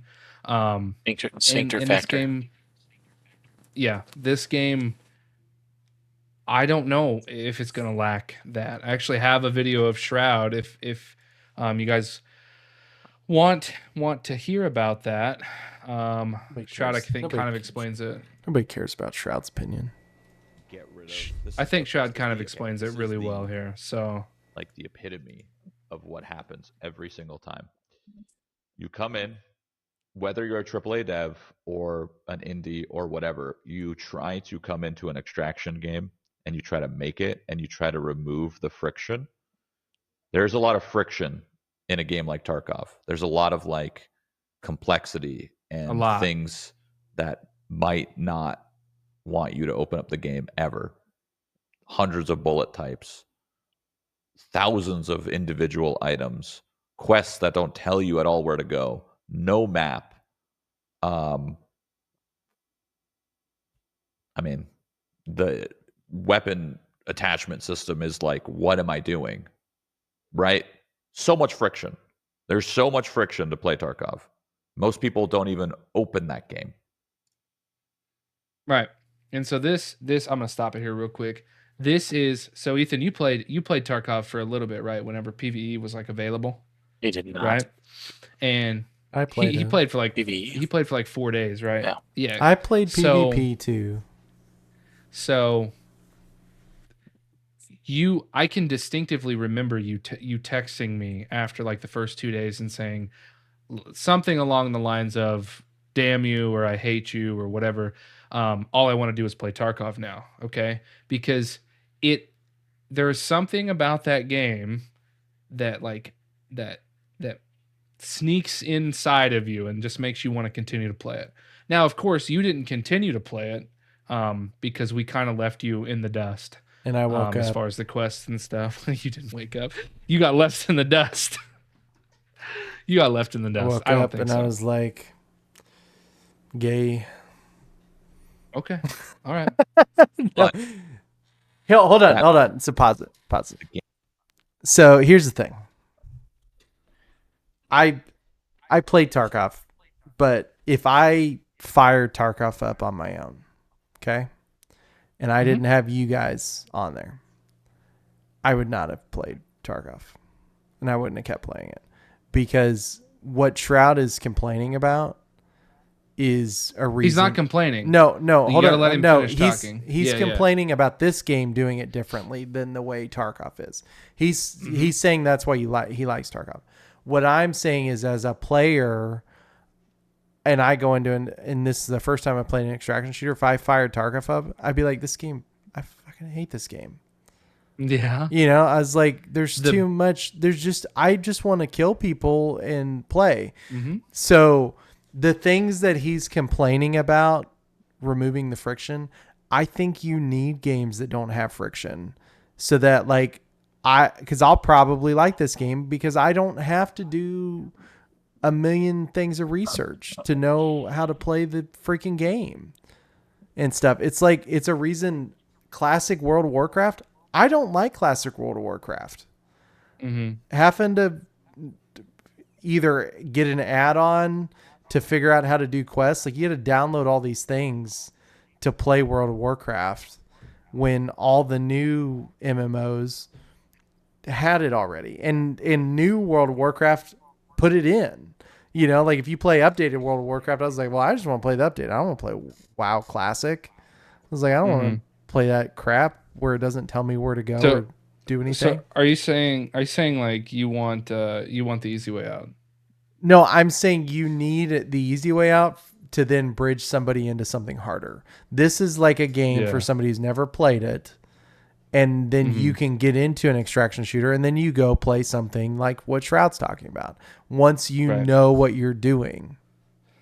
Right. So, Quentin, let me ask you a question. You played Tarkov quite a bit, right? Yeah. Yeah, like a long time. You know? If Tarkov was easy, do you think you would have played it for as long? Nope. Because I mean, they kind of do have that, and not really. But what was that other game that we played that was the extraction looter shooter? We kind of not Delta. What was that one? Me and you were playing it. Yeah, Delta Force. Was it Delta Force? Yeah, that one. I just didn't care for it. Yeah, they tell you everything. They tell you what to do. They tell you what everything's worth. This is what Shroud is saying. Like, this game will be dead if they keep it like this. This game will be dead in the water in like 6 months. Yeah, because here's the thing. If you're going to make an extraction shooter, there's only a certain group of people that play an extraction shooter, and they're the people that don't like this shit. That don't like what? That the things that he's complaining about, like that the friction that they're trying to remove, the people that like extraction shooters like the friction. That's the only reason they play an extraction shooter. Yeah, and I think that Tarkov has some unnecessary friction. Okay, but they try to do it based upon the realism factor. So, I don't think that you are in the game. You are a trained professional or private military contractor, right? There's a good chance that you're going to know how to take apart a gun and put a gun together. I think that they should have a tooltip designed around making guns work. Me as a player, I don't know how to do this, but my character would. Yes. Yeah. To immerse yourself in the game. Now, I understand, you know, them not telling you where to go or telling you what things are worth, or even like in the quest system, like having a map, stuff like that. I understand that because if you do just tell everyone where everything is, it becomes Assassin's Creed Valhalla, and it's just fetch quests constantly. So I know that everybody liked Assassin's Creed Valhalla, but it's along those same lines where it's just like, okay, well, you're going to start here at point A, and then you're going to go to point B, and then I need you to bring me that back at point A. That's what it becomes. And to be honest, the best thing about extraction shooters is the fact that you could lose literally everything if you die. That's it. Like it takes the PvP fight and amps it up to another level. Sphincter factor. Yes. Yeah. And make you pucker a little bit. If you know you have like nothing of value, you're gonna have no problem throwing your life away because you can just hop into the next one. You know? So I don't really I mean, I understand your point, and I know that it is a specific subset of people, but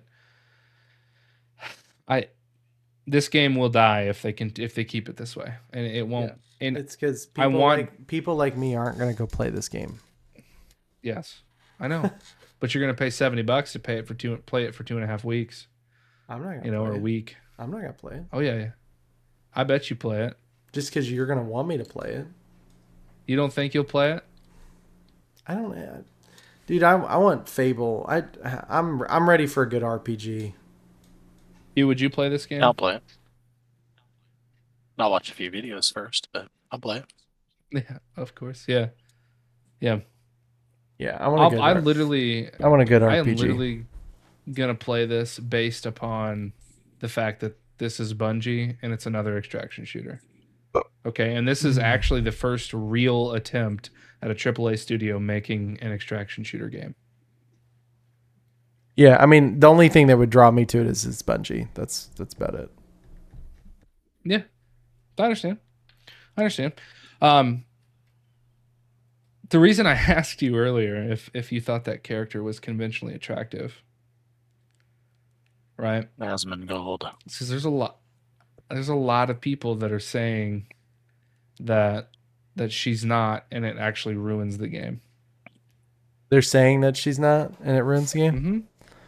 Mm-hmm. And I don't see the hate. Like, I don't understand. No, because here's the thing. But like physically, she's not. It's just she's got a lot of crap on her face. Yeah. But see, dude, I played Cyberpunk. There are characters in Cyberpunk that look like that. There's like a pop chick that's like completely chromed out in gold. Like her entire body's gold, and her eyes are pink and glow, and she looks just like that. Stuff. It's a punk thing, but like her body white, like if I don't know, she's still physically appealing. Like her facial structure. You think so? Like her facials, it's just she has paint on her face and stuff, but like her face is still appeasing, like her bone structure and things like that. Yeah. Okay. Well, fair enough. See, so here's like, Marathon's application contains a completely unnecessary gender identity question. I think honestly in this one, I mean, like Concord, I agree that it was like set up for the DEI thing. And then I don't need a character to be conventionally attractive, but I want them to be able to fit in the world that they're in. Like you have a mercenary that's obviously having to do beyond human stuff. I don't want to have a character that doesn't look like they can do it. I think that these characters fit the cinematic. Okay. Like they fit the universe. They do. That's more what I'm getting at. To me, I don't view them as human characters, so I don't see the point. It doesn't matter. Right. They're not. So whenever I watched Fable, the Fable trailer, and you turn around and you see this ugly lady who admittedly isn't as ugly as everybody wants to make her out to be. She's not great. She's not great. But yeah. At the same time, it like stops you in your tracks. She's supposed to be she's supposed to be the hero, and you want her to look the part of the hero. Yes. Yeah. You these characters, you see them appear on screen, you're like, okay, what the hell's happening here? Like you don't know. So because the only things of Fable you've seen was like old Doom, or not Fable, but Marathon. Like that's the style of game that Marathon was Doom. Like you remember the original Doom games? Yeah. That is what Marathon looked like. Oh, okay. So you have no clue. This is a complete reinvention, bringing them into the full on modern day 3D space. So like, are they saying? Because I can't read it, but like, are they saying she's ugly there? No, it just says glitch. This I just typed in Marathon on Twitter and then looked. Oh, okay. But like with her, because her facial structurally, she's not ugly. It's just she's got so much crap on her face. Yeah, see, if pronouns design Cortana, Marathon won't survive a month. The Concord correlations are justified. See, I don't think that she's like. Oh, yeah, she's just. I mean, that is not good looking, but she doesn't have a human face there. But she's like an android. Yeah, you can see like the striations. And everything. I mean that's something you'd see in Cyberpunk. Like there's like punked out. It's a punk vibe. Yeah. Like that's what you're getting. It's Cyberpunk vibe. Yeah, here you go. This is what Asmon had to say about not conventional. You ready for this? Yeah. I think that pretty much every single too quiet. No, it's fine. Circumstance, it's always a bad idea to make characters that are not conventionally attractive. Because this is this is a shooter game, and that's what we've been talking about. Primarily played by men. So if you're making a shooter game that's primarily made for men, then you should make sure that all of the female characters in the game are fuckable. And I know this might sound crazy to say, but I'm just going to say it. That's what you should do. That's what you should do, because that's what people. Okay, so normally I agree with him. That's kind of a bad take. But in this specific instance, I don't think that I can get behind it. What's funny though is like his take. I have that for any other game than a shooter. Yeah. Like shooters, I don't, because a first person shooter, third person's different. But if like a first person shooter, I mean, I'll pick the pretty character. Like if I'm like, that's who I'm going to gravitate towards and play. Like if I get a choice, but I mean, I'm just running around shooting people. You know, I get sweaty in first person shooters. So it's like, I'm not as worried about what my character looks like in a game like that, because like, I'm running around like slide canceling, sniping and all that stuff, you know, versus like an RPG or a game that I'm going to spend a lot of time on and stuff. That's when I want my character to be attractive and things like that. But a third person shooter like Mass Effect, I always wanted to play as the female Shepard, but honestly, the female Shepards in the first two games were super ugly.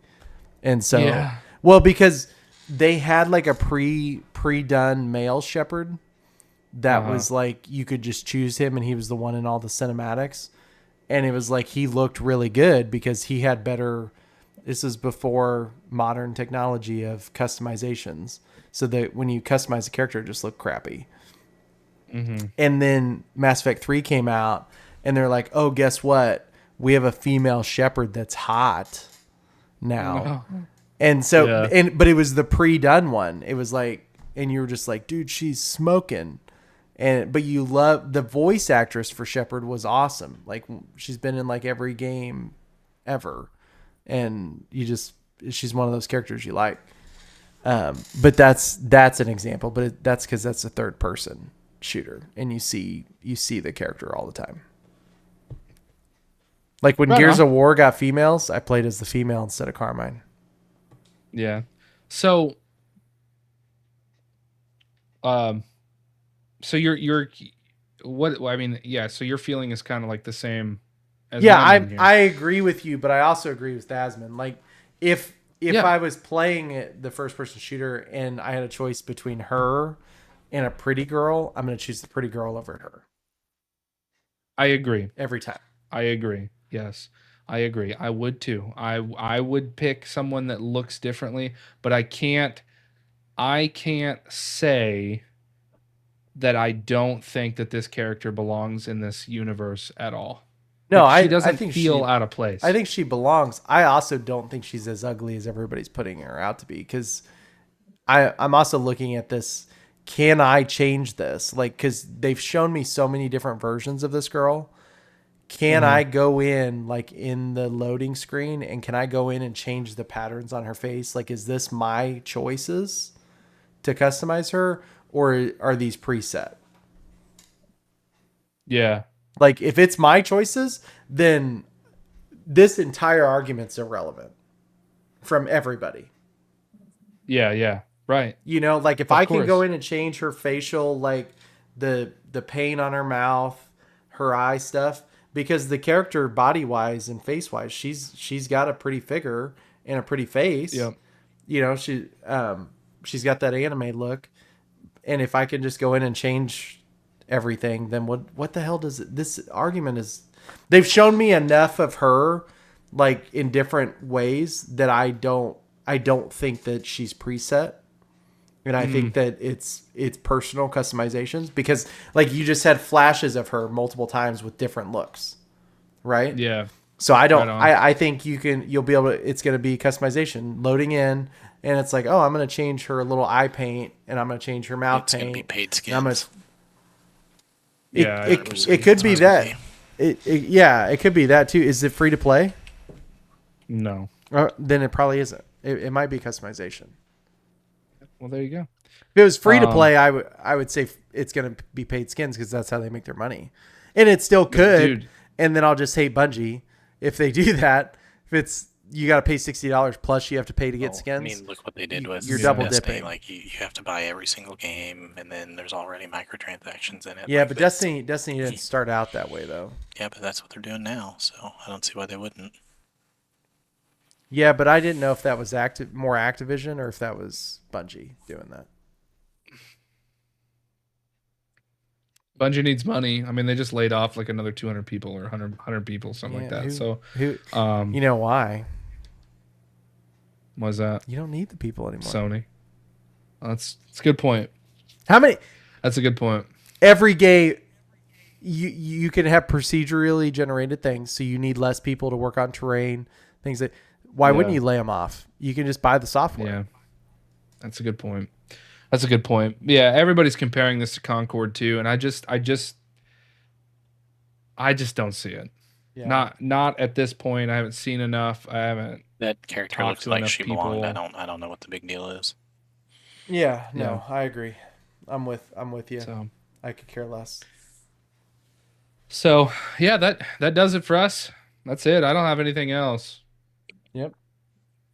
All right, cool. Well, Ethan's that was heartbroken. It was anticlimactic, but honestly, no, we hit the 2-hour mark, so that's a good. Even though we don't have a set time for any of our episodes, it's just kind of whatever it ends up being topic wise. But yeah, I didn't know that that's what we were going to end on.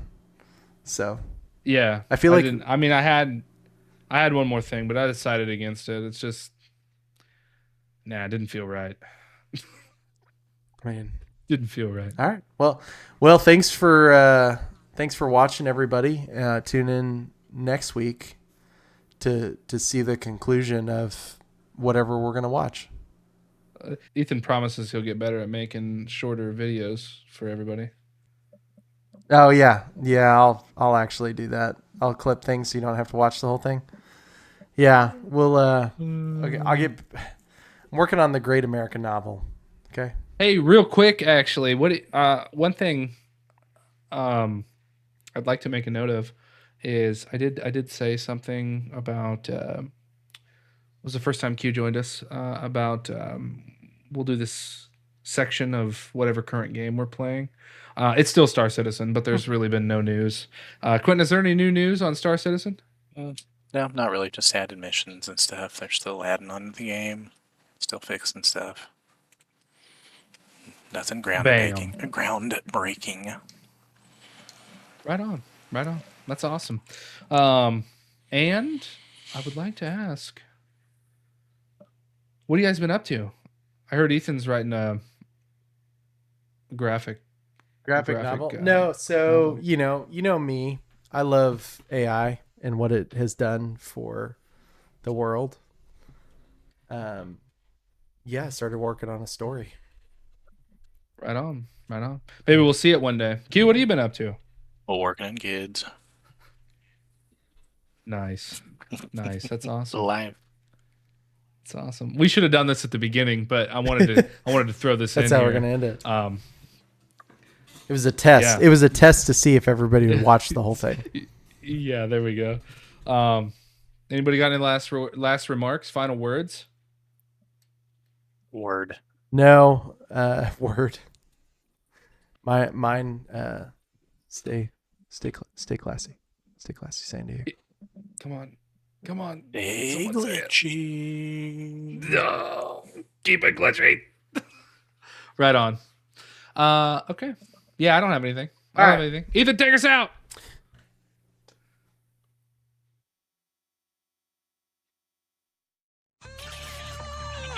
I hope you enjoyed our episode. If you would like them to take on a certain topic, leave it in the comments. please don't forget to like and subscribe. These boys do try so hard. But we all know I'm the real star of the show. So keep an eye out for my glitchy music and let us know what you would like my next song to be about. And as always, keep your chats glitch free. This is Glitch in the Chat. Then silence.